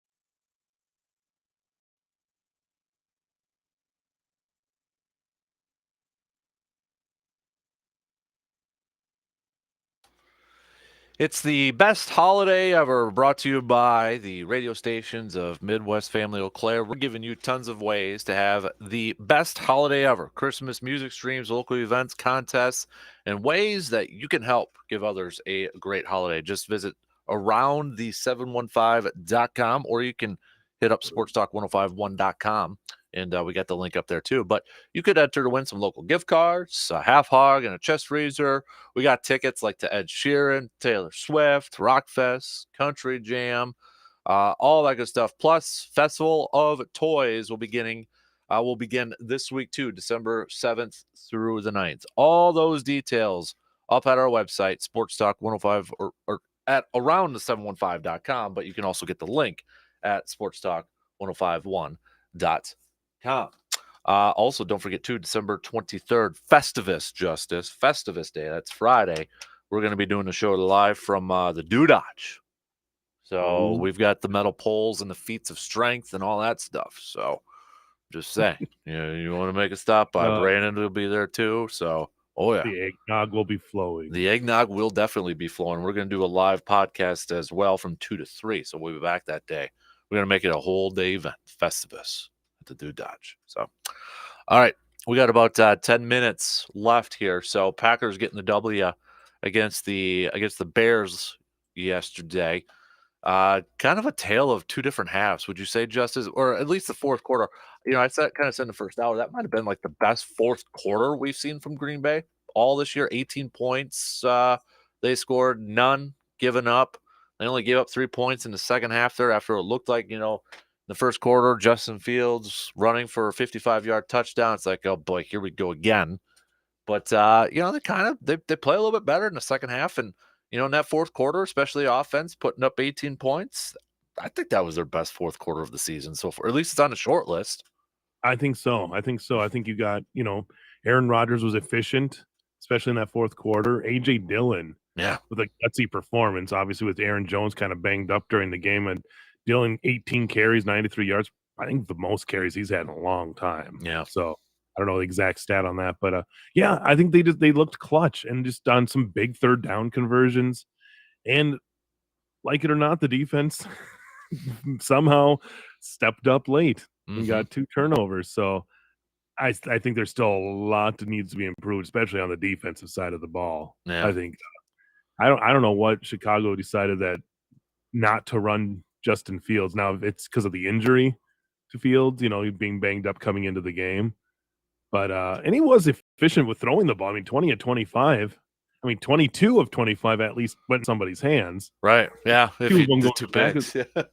But I mean, he didn't get sacked at all. I mean, Fields was playing well, but it's just they just really kind of got stuck in the mud when they would come to getting into the end zone. So the Packers defense was a little more bend don't break in the second half. Mm-hmm. There's some of the old Dom Capers there, but definitely the first half it did not look good, and both sides. I mean, but you get the win and you stay alive. It's a lot, and there's a lot that's got to happen for them to be able to get in the playoffs. But you're still there. You got to run the table, but you're still there. You're still in the conversation. I was going to say it starts by running the table. You got to win out. If you want to be the optimist side of things, I was kind of looking at it. Thanks, by the way, Washington and the Giants ending in a tie yesterday, for crying out loud. But I mean, when you look at those are two teams that we're kind of looking up at. They got difficult schedules to finish out the rest of the season. Seattle is such a wild card in this whole thing. I don't know what to expect from them week in and week out. But now you look at San Francisco with their quarterback situation, Justin. I know they got the W against Miami still, but do you factor San Francisco in this whole thing now too? Because with a little bit of uncertainty with who's playing quarterback and how well they're going to be able to finish out this season.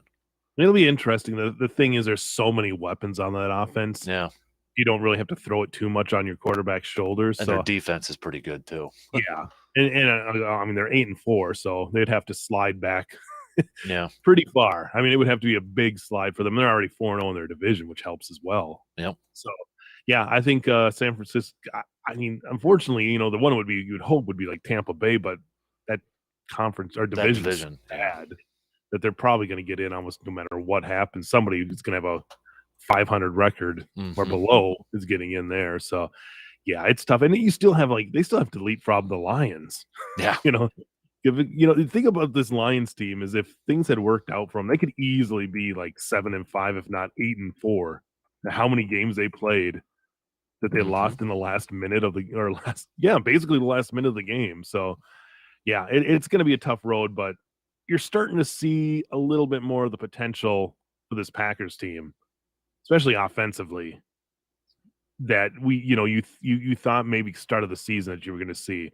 Obviously, Christian Watson has become the big story. I know Adam Stenavich said last week in one of his pressers, he was asked about, is it as simple as having a receiver like Christian Watson, deep threat, that sort of thing, takes the top off? And he simply said, yeah, it's that simple. I mean, because everybody's going to play the what if game, right, Justice? What if Christian Watson was playing like this a couple weeks earlier or at the beginning of the season? How different would this record look like for Green Bay? Oh, I think the confidence is there for him now.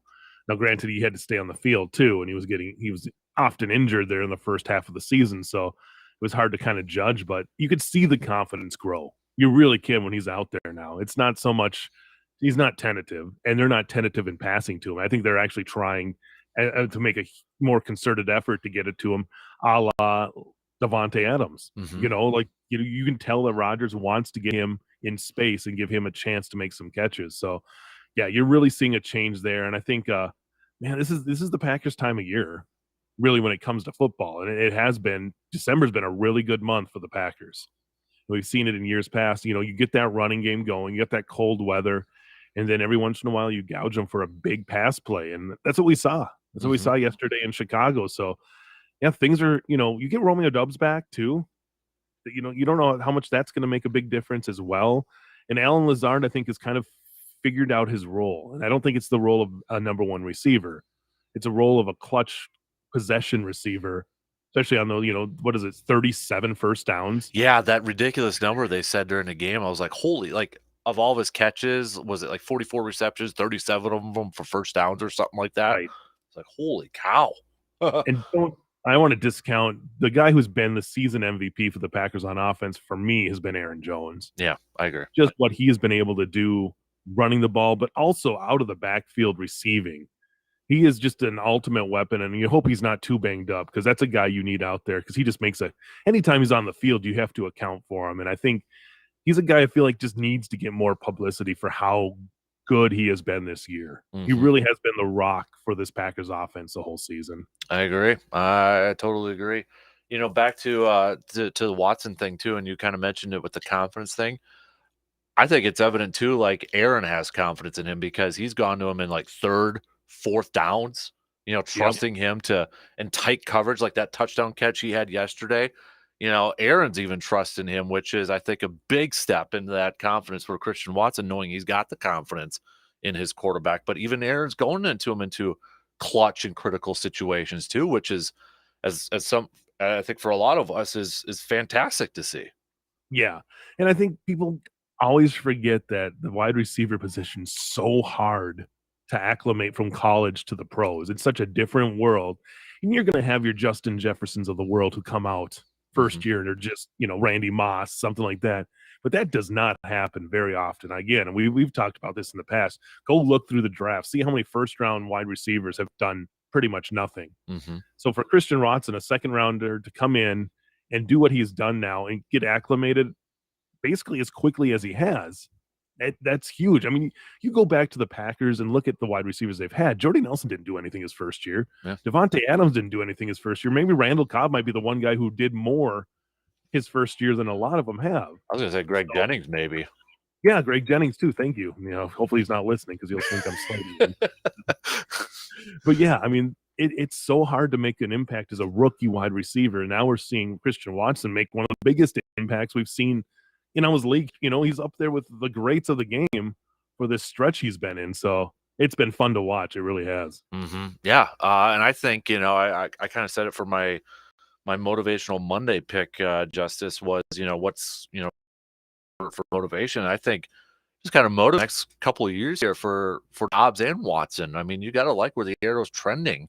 Dobbs, obviously we haven't seen in a few weeks, but how he started off training camp, preseason, and the beginning of the season, to see these two kind of being able to grow with each other. I think that's pretty motivating. You got to be excited if you're a Packers fan. Oh, I think so. And we talk about Christian Watson's speed all the time. We forget how tall he is and how big. He's 6'5". 208 pounds. I mean, this is a big guy who's gonna, obviously he's had his troubles with a little bit of injuries and concussions, but I don't know if you can. That's just bad luck. I think a lot of that was, but yeah, for a guy to be that fast but also that big, man, yeah, the future looks bright right now for the Packers wide receiver room. And they're using him in different ways too, instead of just run vertical routes the whole time. They're getting him the ball in space. They're using him on end arounds and all that. They're utilizing his skill set. Yeah, and I think that's just amazing. And kudos to the offensive minds there for finding a way to get him involved, not just through the passing game. Right. I don't know if you. Oh, go ahead. I was going to say quickly. On the opposite side, the defensive backs have to step it up for the Packers, and Jair Alexander has to. I granted, you get the interceptions and stuff, but man, still finding ways to get burnt. Jair's been a different cat this year. Because did you hear some of his comments after the game from yesterday, where he kind of called the EQ a scrub? And your former teammate. Yeah, his former teammate, and he kind of said, he's slow coming out of his breaks. He was talking about the pick, so he knew that was going to happen, sort of thing. He's like, but credit, he did get the one big catch there. But I'm like, he's in general. If you've ever I just being in the locker room, was there after the Dallas game, and he's just he's different. He's different is the best way to put it. And doesn't he'll say what's on his mind, but you're not sure where it's going. Yeah. So this was one quote he was asked about after giving up that 56-yard catch. Nothing, man. He is scrub. I can't believe I let him catch that on me. But hats off to him because he did make a good catch, and there was other stuff too where he talked about how slow he is coming out of the breaks and all that. And I'm like, well, you gave up a big pass play to Harry there too, but luckily they missed the field goal on that drive. So if you don't have to play him again, yeah. You give him the bulletin board material for next year, I guess. Right. But I guess if you're playing cornerback in the NFL, confidence is something you need, and Jair has plenty of it. No doubt. All right, that's our Oscar music. Justice always goes by fast. Appreciate it, buddy. As always, you have a good day. No problem. I hope everybody out there has a great week. All right, we got one more hour though. Stick around. We're going to do some studs and duds coming up after this quick break.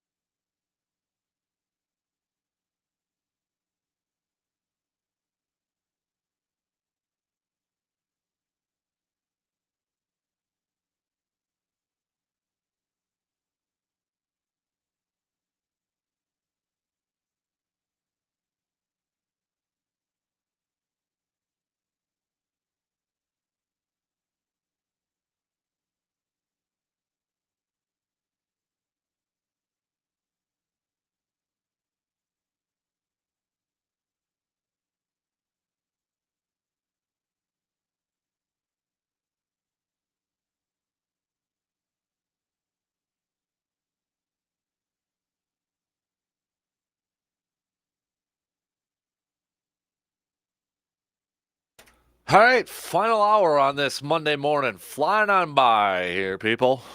Appreciate you tuning in. However and wherever you're tuning in on this Monday morning. Coming up, we're going to do a little press pass. If you've got, so we're going to kind of switch it up here. Usually we do like a fired up on a Monday, but I think I'm going to switch it up. We're going to do fired ups on Tuesdays. We'll do press passes on Mondays just because it actually works for today. So we'll kind of keep that going because it might get a little confusing between fired up and motivational Monday. So press pass today. We've got Goody. Apparently we got Goody following us on Twitter too. I love it. Come on, Goody, keep send us some info here. But if Goody's got a presser today, now it doesn't sound like it's anything big newsworthy or anything like that, bye week sort of thing. But I got to imagine if you're a reporter on there, you got to be licking your chops to ask a few questions here. Even if you got to go back to the trade deadline or something, or Rodgers' future, Jordan Love, whatever, you got to be licking your chops here. You get the GM in the season to ask some questions. So, press pass. You got one question that you can ask the Packers general manager today at his press. I think it's was it 4:00, and you get a truthful answer. You're guaranteed to get a truthful answer. What would it be? All right, you can text me your questions. You can tweet me your questions. You can Facebook them, TikTok them, Instagram them, videos, comment on the video stream, email. I don't care. Whatever is easier for you, just send those on over. We'll get to that coming up in just a little bit. We'll also we'll get back to some more Packers talk too. We got so much. Badgers. Is Jimmy back or not? There was a report over the weekend from the Milwaukee Journal-Sentinel that Jimmy Leonard was going to be back with the Badgers. Wisconsin State Journal hasn't been able to confirm that.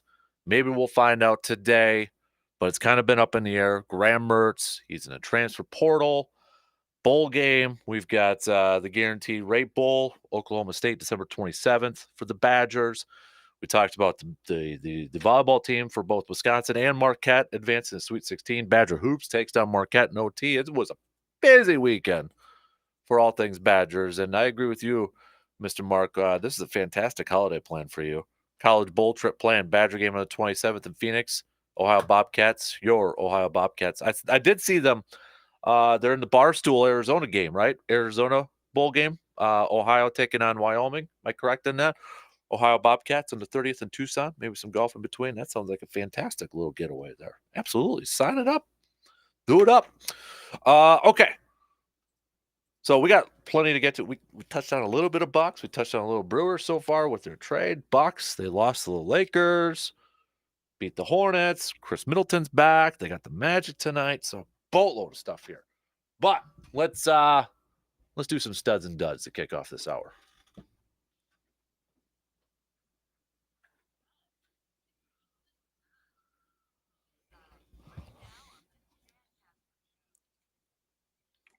All right, so I got a few for my studs here because I couldn't narrow it down to just one. I tried to narrow it down to one stud and one dud, but I've got three studs that I want to kind of give some shout outs to. So one of them is Christian Watson, the rookie Packers wide receiver.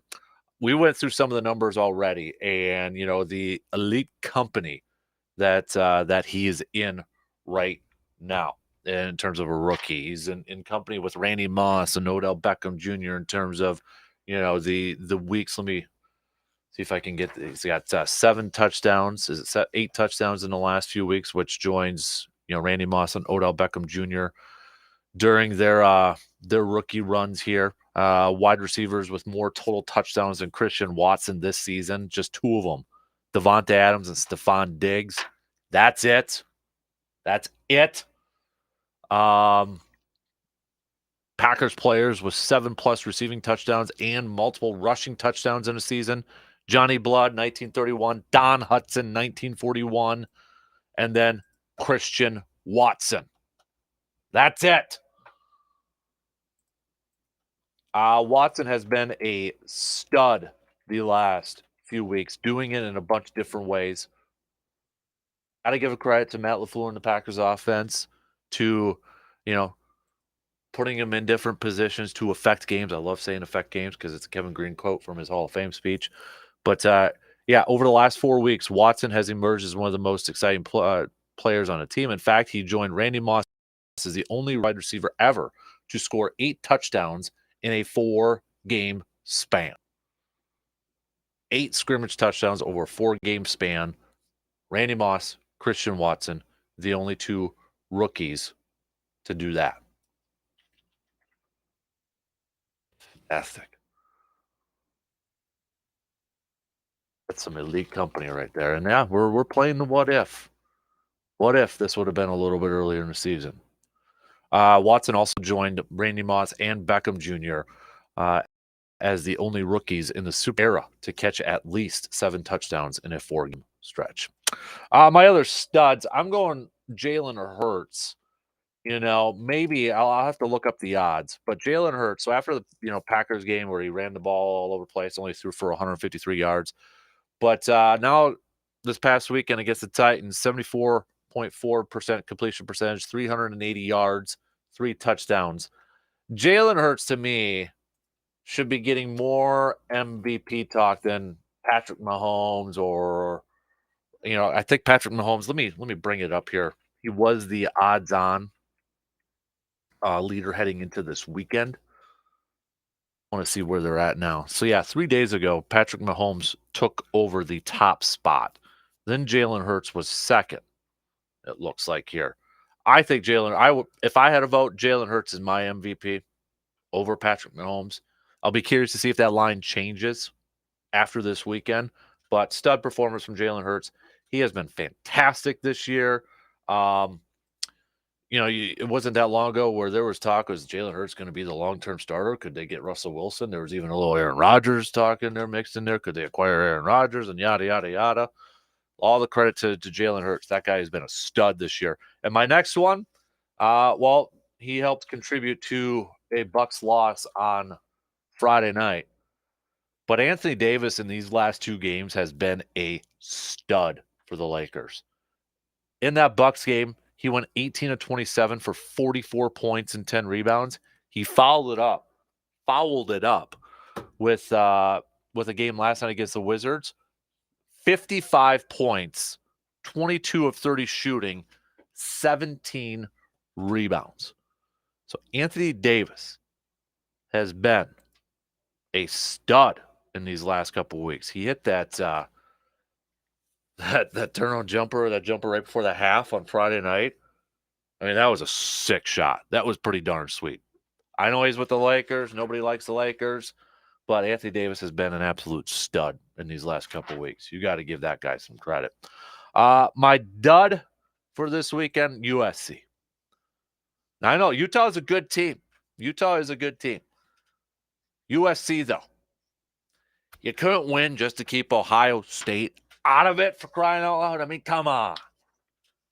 Now I know everybody's kind of like foaming at the mouth of a potential Ohio State and Michigan national championship, but you got Georgia that's still there. Georgia going up against Ohio State. That should be a good game, I would think. Right? That should be a darn good game. TCU did lose to Kansas State. They got Michigan. I mean, if I'm picking my games there, I'm picking Georgia versus Michigan for the national championship. But I think the Georgia-Ohio State game is going to be fantastic for the Peach Bowl. And yeah, it's kind of like back to college hoops this past year when we got Duke and North Carolina in the Final Four. Foaming at the mouth. And that was a fun game. That was a good game to watch. But it's like USC, come on, you just could, get Ohio out of there for another year. Come on, just keep them out of there. That's more of a personal thing for me. So, dud is USC. Couldn't win and seal the deal and get that playoff spot and keep Ohio State out of there. So, all right. Before we get to press pass and maybe a little bit more green and gold talk, I want to talk more about the Badgers here because it has been a busy last few days here or the Wisconsin Badgers football team. We talked about the hoops team getting the big win against Marquette. Chucky Hepburn with a big game on Saturday. We know the volleyball team moving on to the Sweet 16, along with Marquette. Don't forget Marquette volleyball also on in the Sweet 16 too. So you got that going for us, which is nice. But today, maybe we'll find out a little bit more about the future of Jimmy Leonhard. To recap it, Saturday, the Milwaukee Journal-Sentinel had reported that they expected they're hearing that Jimmy Leonhard's going to be remaining with the Wisconsin Badgers, most likely in a defensive coordinator role. Which is interesting because Luke Fickell had brought over both of his defensive coordinators. So we'll see how that all plays out. However, the Wisconsin State Journal hasn't been able to confirm that he's staying, but they did report that he had been offered the defensive coordinator position. Luke Fickell, when he was talking with the media, said yesterday, no timetable for a decision. Jim Polzine, about an hour ago, for the Wisconsin State Journal, posted, I believe the Jim Leonhard situation will get resolved Monday. Then he talks about his article coming up here too. So maybe today we'll find out. Maybe today we'll get the confirmation. But kind of some mixed reports out there a little bit. Kind of some mixed reports out there. But if Jimmy Leonhard does stay, I mean, that's a loaded defensive coaching staffer because Luke Fickell's got a defensive background too. Remember, he was co-defensive coordinator with Ohio State. And then he's got Tressel. And then you had Jimmy Leonhard. I mean, that's a loaded defensive coaching staff for this Badger team. So a lot of people probably like, where would they go offensively? Where could they go offensively? Offensive coordinator. Well, maybe we kind of have an idea now because there was some talk that Cincinnati for their head coach might just promote their offensive coordinator, Gino, to head coach. But this morning, it sounds like Cincinnati is going to hire Scott Satterfield, coming over from Louisville, to be the head coach for Cincinnati. So now Cincinnati's offensive coordinator could be available to come to Wisconsin and join Luke Fickell, if that's an option. I would have to imagine that's probably on the table. But I think a lot of Badger fans are probably kind of curious to see where this offense is going to go. What is the offensive approach? What's going to be kind of, because Wisconsin's run the ball, right? Could we see a little bit of a different style of offense with Luke Fickell coming in? I think a lot of Badgers fans are kind of curious to see how that's going to play out. What's going to be their mindset? What's going to be their, identity on offense? I think they still want to run the football, but could we see something different? I think we're all hoping to see something different with the passing game. Maybe a little bit more of a mobile quarterback, more of the pro style, whatever it may be. But, I mean, you've got, Tressel, I saw was already on the recruiting trail donning some Badger swag on Twitter. I mean, he's already hitting the trail and trying to lock up some recruits right away. Love to see that. All right, tell you what, let's take a quick break, and then we'll do a little press pass. You got one question to ask Packers General Manager Goody today at his press conference, and you're going to get a truthful answer. What would it be? Hit me up with a tweet, a text, or a Facebook message. All right, do that now. We're going to take a quick break, and we'll get to press pass. Coming up after these few words.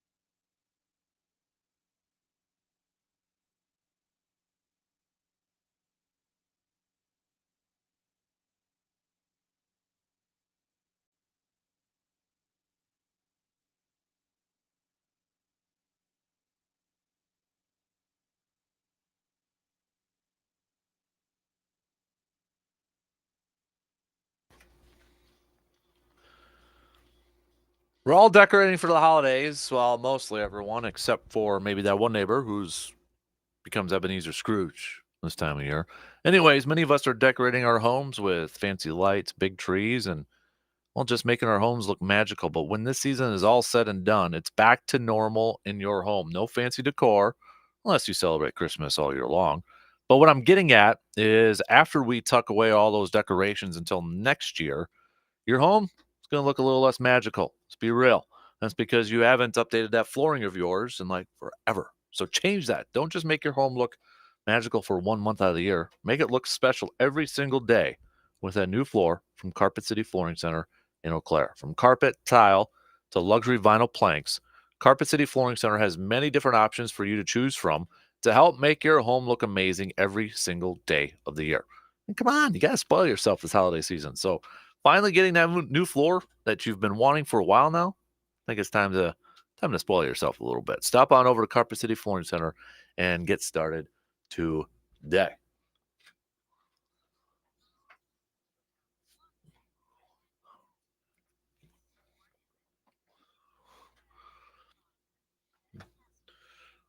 Kind of switching things up. Usually we do a little press pass on Tuesdays, but I think we're going to do a little trade here. We're going to trade press pass and move it to Mondays, and we'll we're going to have to move Fired Up somewhere else.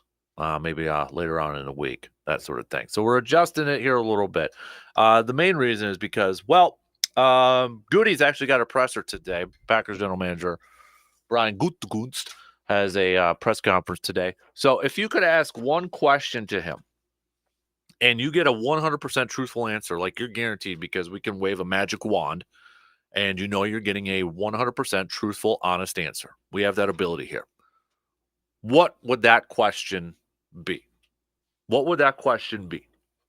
Hit me up with a text, a tweet, or a Facebook. You can text me at 715-830-1912 on that Shoe Doctors bullpen line, or on Twitter at DANKASPER.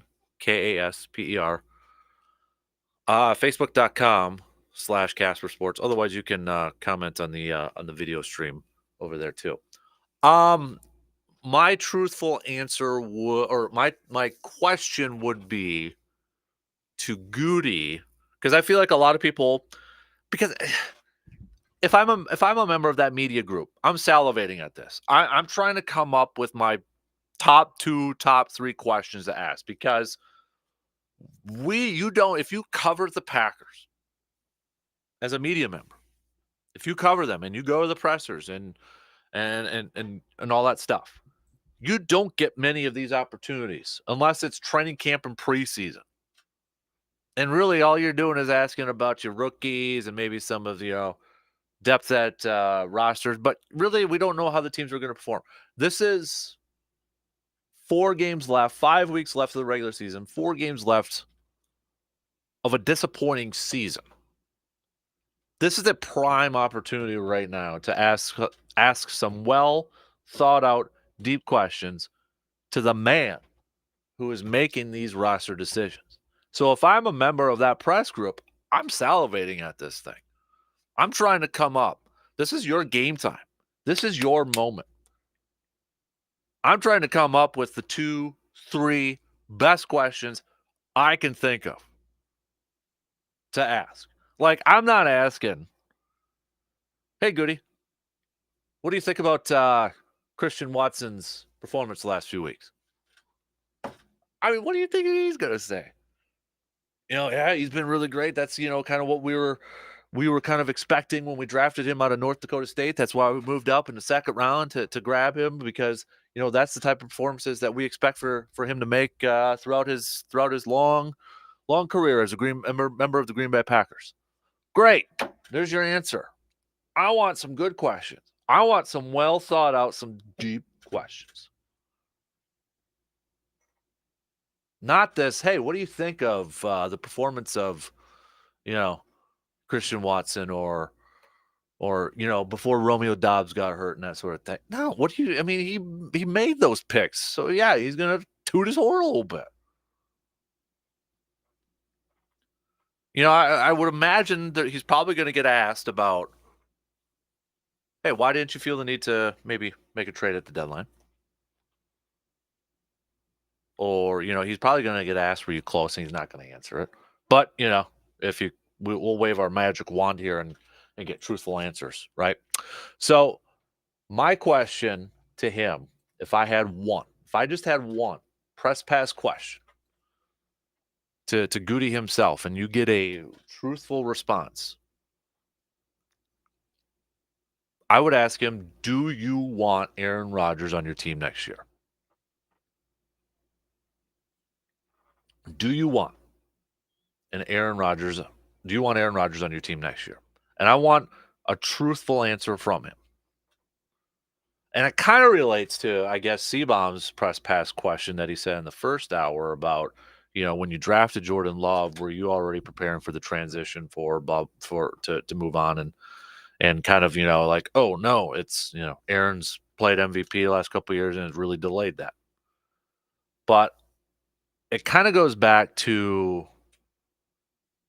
a comment Aaron said in his post-game presser yesterday when he was asked and he was asked this earlier in the season, but he was asked yesterday, does the performance of Christian Watson in these last few games affect your decision in the offseason whether to come back or not? And he kind of ended his answer by saying, it'll have to be a mutual decision on both sides. And Matt Schneidman, who covers the Packers, said he kind of took that as, and he said, maybe I'm wrong, but he said he took that he read that as, I want to come back, but I'm not certain they'll want me back. So my question then would be to Goody, do you want Aaron Rodgers back? And I want a truthful answer. Do you want him back, or do you want to start the Jordan Love era and have Jordan Love grow with the younger wide receivers? That's what I would ask Goody. There's a lot of good questions we could come up. We could probably come up with a pretty damn good list, because all of you listening now are some of the most intelligent people that I don't know, because I haven't met a lot of you. But I'm sure we could come up with a pretty darn good list that, we're putting him in the interview room. We're putting him under the lights, right? We'll put him under, a dark room. You got one light over him, gets a little hot, pressure and all that sort of stuff. We'll hook him up to some lie detector machines and all that. Really puts pressure. We could come up, I think, with a really good list of questions. So there's a lot of them. So I want to hear from you. What would be some of your questions to him? You're hard-hitting, true, and you're going to get a truthful answer. But I really want to know, does Goody actually want Rodgers back? He'll say yes. But truthfully, does he want him back, or does he want to start the Jordan Love era with the younger wide receivers? And does he kind of want to maybe shed some salary? Granted, you move on from Aaron, you're still taking on a lot of dead cap salary. So, but that clock is kind of ticking, with the Jordan Love thing. Because I think Green Bay is going to pick up his fifth-year option. That's going to come with more cap ramifications. But do they actually want to see him? And I feel like they've got a good idea of who he is. But do they want to see a little bit more of in-game action from him? And that's why they want to go on. Or maybe they've seen a lot and they really like what they've seen so far, and they're ready to hand the ball off or give him the keys. But you got 12 sitting there yet. So what would Goody's quarterback preference be? Truthful answer from him. That would be my question. Go for one more year with Aaron, or start the process with Jordan Love and have him grow with the youngsters?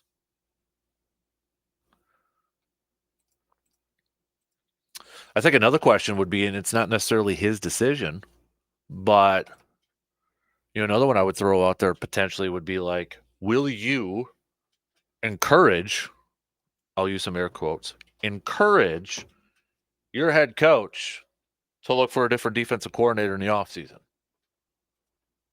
That might be another one. Now, it's not necessarily his decision. It'll be Matt LaFleur's. But that would be something, if we get that truthful response from the man who's in charge of this, this team and such. Would you, again, air quotes, encourage your head coach to look for a new defensive coordinator? Because I think if Goody said, yeah, well, I think that tells you a lot about how he views maybe this defense underperforming, whether it's the players, whether it's the coaching, whether it's the scheme, or a little bit of both. Probably all of the above, right? I mean, there's even, I'll admit it, and there might have been times probably with the Dom Capers era, but I don't know if it was to this level, but I've seen writers who cover this team been vocal on social media saying like how Joe Barry still has a job, just makes me scratch my head, paraphrasing, but there's people who cover this team for a living. That's their job. They write about them. They go to all the pressers, that sort of thing. And they're even vocal about why in the world is Joe Barry still coaching defensive coordinator on this ball club? And I think the one thing that a lot of Packers fans don't want to go through again is like the Mike McCarthy, Dom Capers, where Dom Capers may have stayed around a little too long. Give him credit for 2010. That defense played extremely well, helped lead them to a Super Bowl championship. But I think there was at a certain, few years, maybe even a couple years after that, there was just like, all right, that shine is worn off. It's time to move on. But hold on to it a little bit long.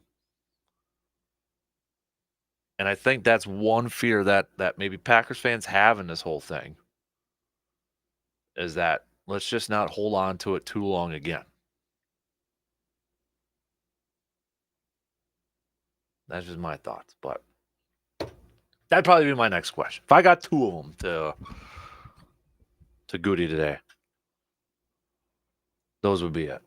Yours, you can send those babies on over if you'd like. Okay.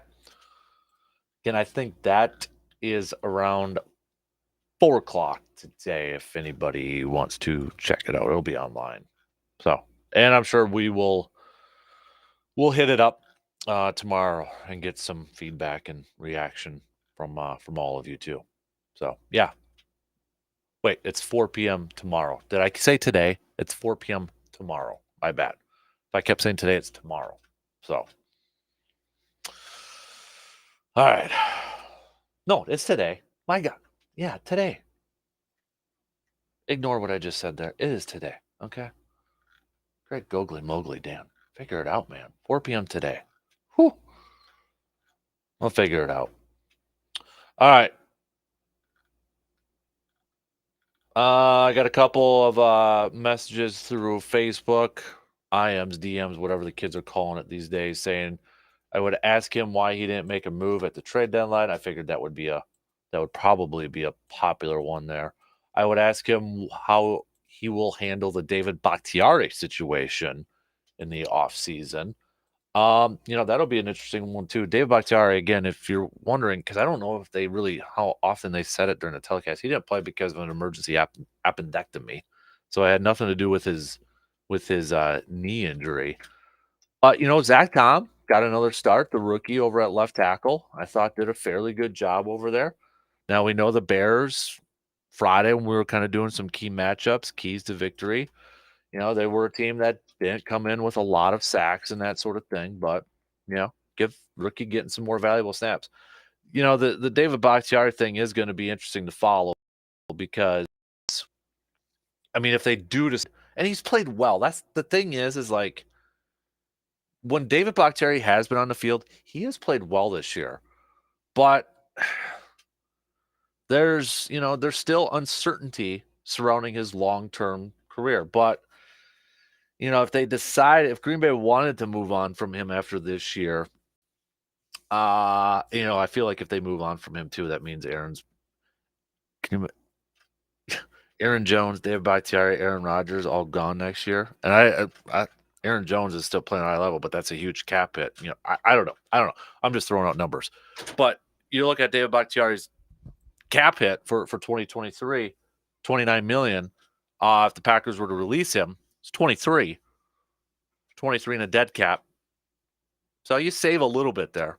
You save quite a bit more in 2024. So I almost feel like if Bakhtiari is going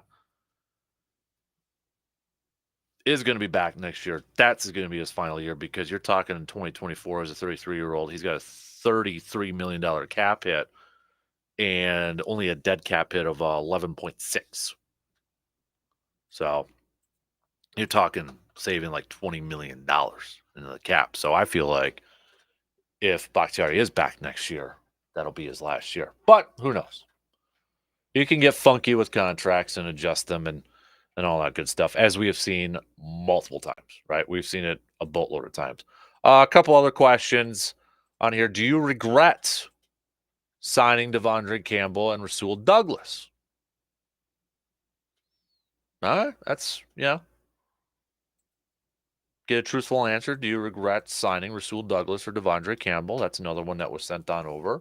It's an interesting one. And a couple of the repeats over here too. So, I told you. I think we could come up with a good list between all of us. I like it. Keep them coming. All right. Keep these babies on coming. We're going to take our final break here. We're going to cover some bases. We had a lot to talk about here, so we'll try to recap everything here the best we can, and then we'll close up shop with some closing statements too.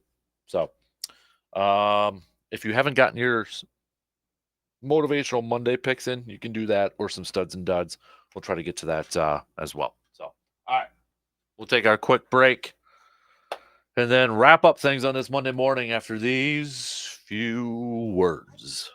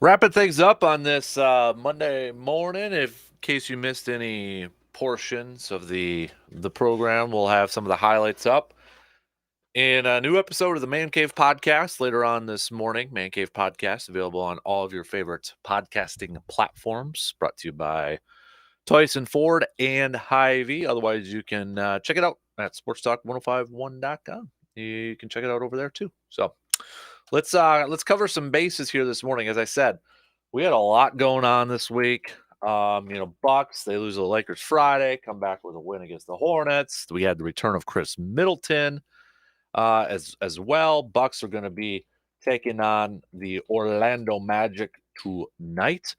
But Chris Middleton back with 17 points against the Lakers.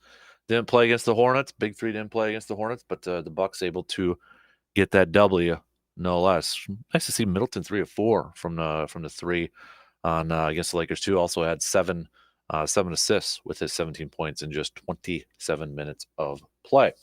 We touched a little bit on the Brewers with their trade of Colton Wong to the Mariners.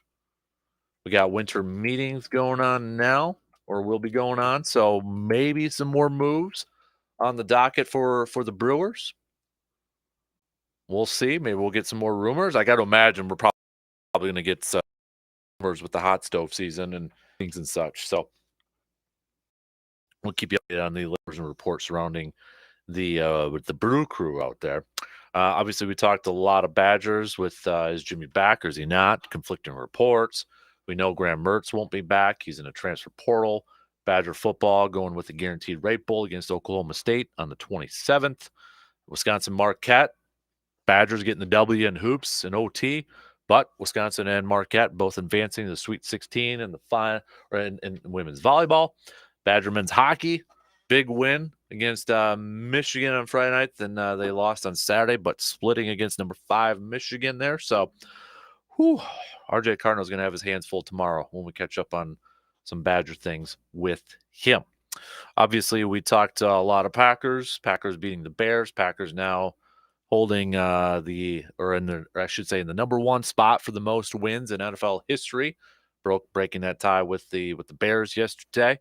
See how long that will last, but I got a feeling that could just kind of go back and forth here for a while now.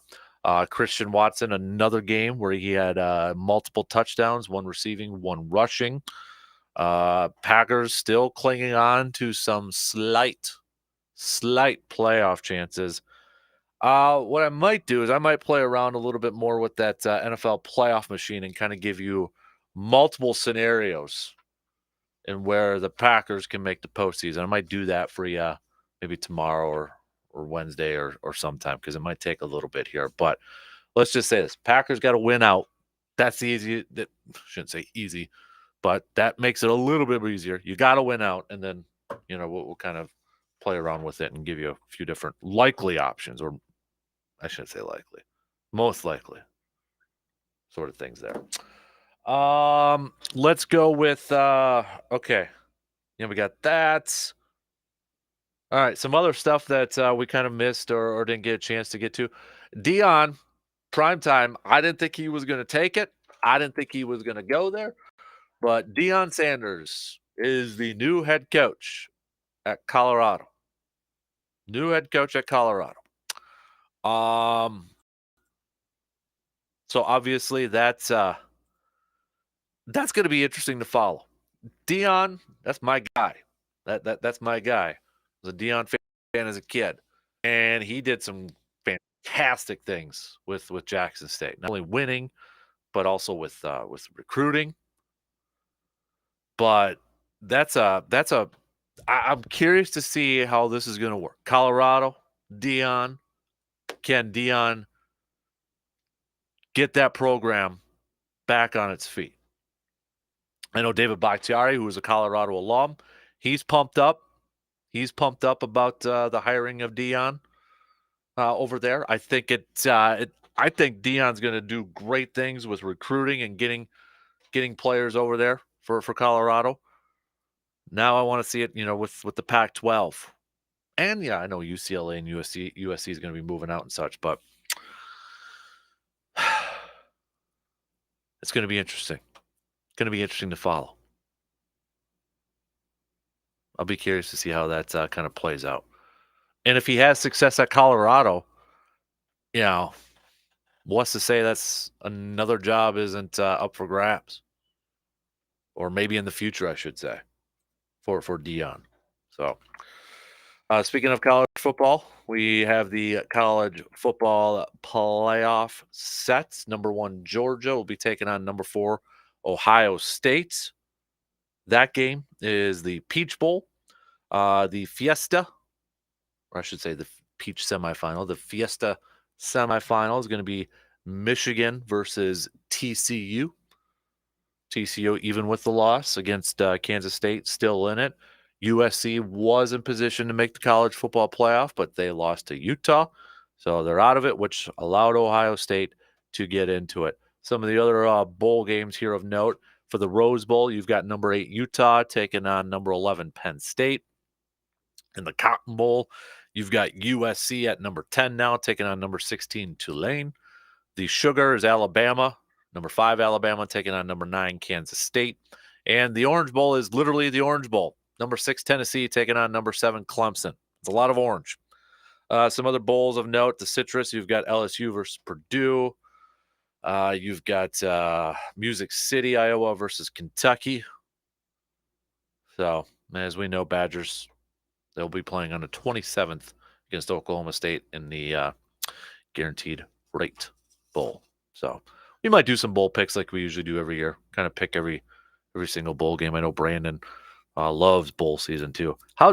Does anybody out there? I mean, is like bowl season like what do you think? Like when we get to the college basketball tournament, that's a thing. That's appointment viewing. We get geeked up for it. Maybe we don't watch a lot of college basketball throughout the year, but once bowl season, yep, you're into it. Others are like, yeah, maybe just a few here and there. That sort of thing. But so got that. Then we hit up on a little bit. So a bunch of other stuff kind of going around there too. The Niners, they got the victory yesterday, but now Jimmy G, he's done for the year. Done for the year with a broken foot. Brock Purdy is going to be your quarterback. And he didn't do that bad. 25-37, 210 yards, 2 scores and an interception. Remember, he was Mr. Irrelevant, Iowa State quarterback, picked 262. And now he's the starting quarterback for the 49ers, a team that many people, at least before Jimmy G got hurt, expect to go to the Super Bowl. If they could go to the Super Bowl, it could be one of the dangerous teams, the teams that you don't want to face in the postseason. So can Brock lead this team to the Super Bowl? And this was on the heels, too, with the Jimmy G injury. This was on the heels of reports over the weekend that the 49ers and Jimmy G were potentially interested in working out something that he would be back next year. So I don't know how that's all going to play out, but oh boy, the NFC is going to be weird. I mean, you've got Philly, number 1. You got Minnesota, Dallas, those 3. And then it's like, the 49ers, they've got McCaffrey and Debo and Brandon Ayuk on offense. Their defense is really good, but I mean, the quarterback position is something now that you got to hey, they got enough to get him through? I don't know. And then you've got Seattle there, wild card, Giants, Washington. NFC is kind of weird. Outside your, for the longest time, there was some people saying that the Eagles were kind of frauds. Look at who they beat and all that sort of thing. And I'm not necessarily buying that. I know people are saying, well, Minnesota's pass defense, struggling there. Hey, but they're winning. Dallas doing their thing. Then you got the AFC. I think you got to put the Bengals back in the conversation if you kind of left them out. I didn't think the Bengals were going to make the postseason this year. They started off really slow, but for some reason they have got the Kansas City Chiefs number. Beat them again yesterday. Beat them again. Somehow the Bengals, I was wrong on that one. They're looking good right now. They are looking really good. They've won their last 4 games in a row. They're tied up there with Baltimore in the division. Now you got Lamar Jackson with a sprained knee, they're calling it. So look out for the Bengals again. Buffalo's your 1 seed at 9-3. You got Kansas City at 9-3. Baltimore 8-4. Tennessee 7-5 is the 4 seed. Bengals 8-4 is a 5. Miami's 8-4 is a 6. You have the Jets 7-5, holding on to that last spot. Patriots are 6-6. Chargers are 6-6, right behind them. Raiders right now 5-7, trying to climb back into it. Cleveland, we'll see what they can do now that Deshaun Watson's their starting quarterback.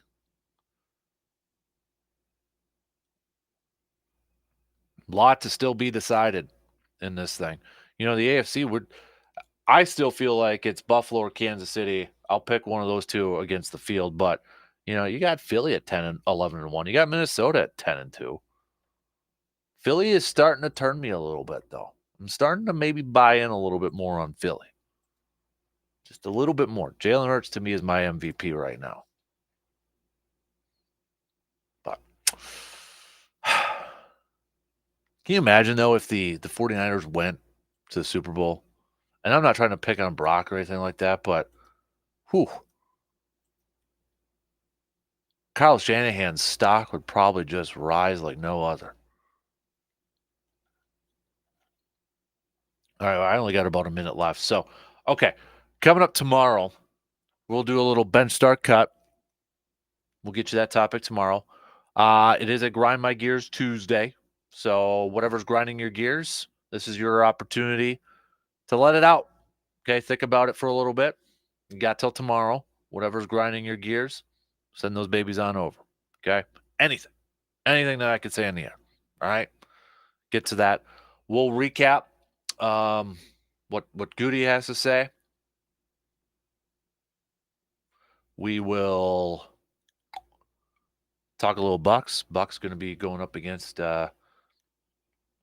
Magic tonight. My former team, New Orlando Magic. We'll hit that up. We got lots to talk about with RJ Cardinal for our Badgers update tomorrow too. Maybe we'll know. Jim Polzine, Wisconsin State Journal, tweeted out he thinks we'll find out today about Jimmy Leonard officially. So maybe we'll have that to talk about tomorrow too. I mean, if he does come back and stays with Wisconsin, that is a deep defensive coaching staff for Wisconsin. When you factor in Luke Fickell's a defensive-minded coach. He's already brought over his 2 defensive coordinators. And if they keep Jimmy Leonard, deep. So a lot of pressure is going to be on who's going to be the offensive coordinator now too. All right, that's going to do it for us. DP, Danettes, they're up next. Have yourself a fantastic rest of your day. We'll be back at it again tomorrow morning, just past 6 a.m. We'll talk to you all then.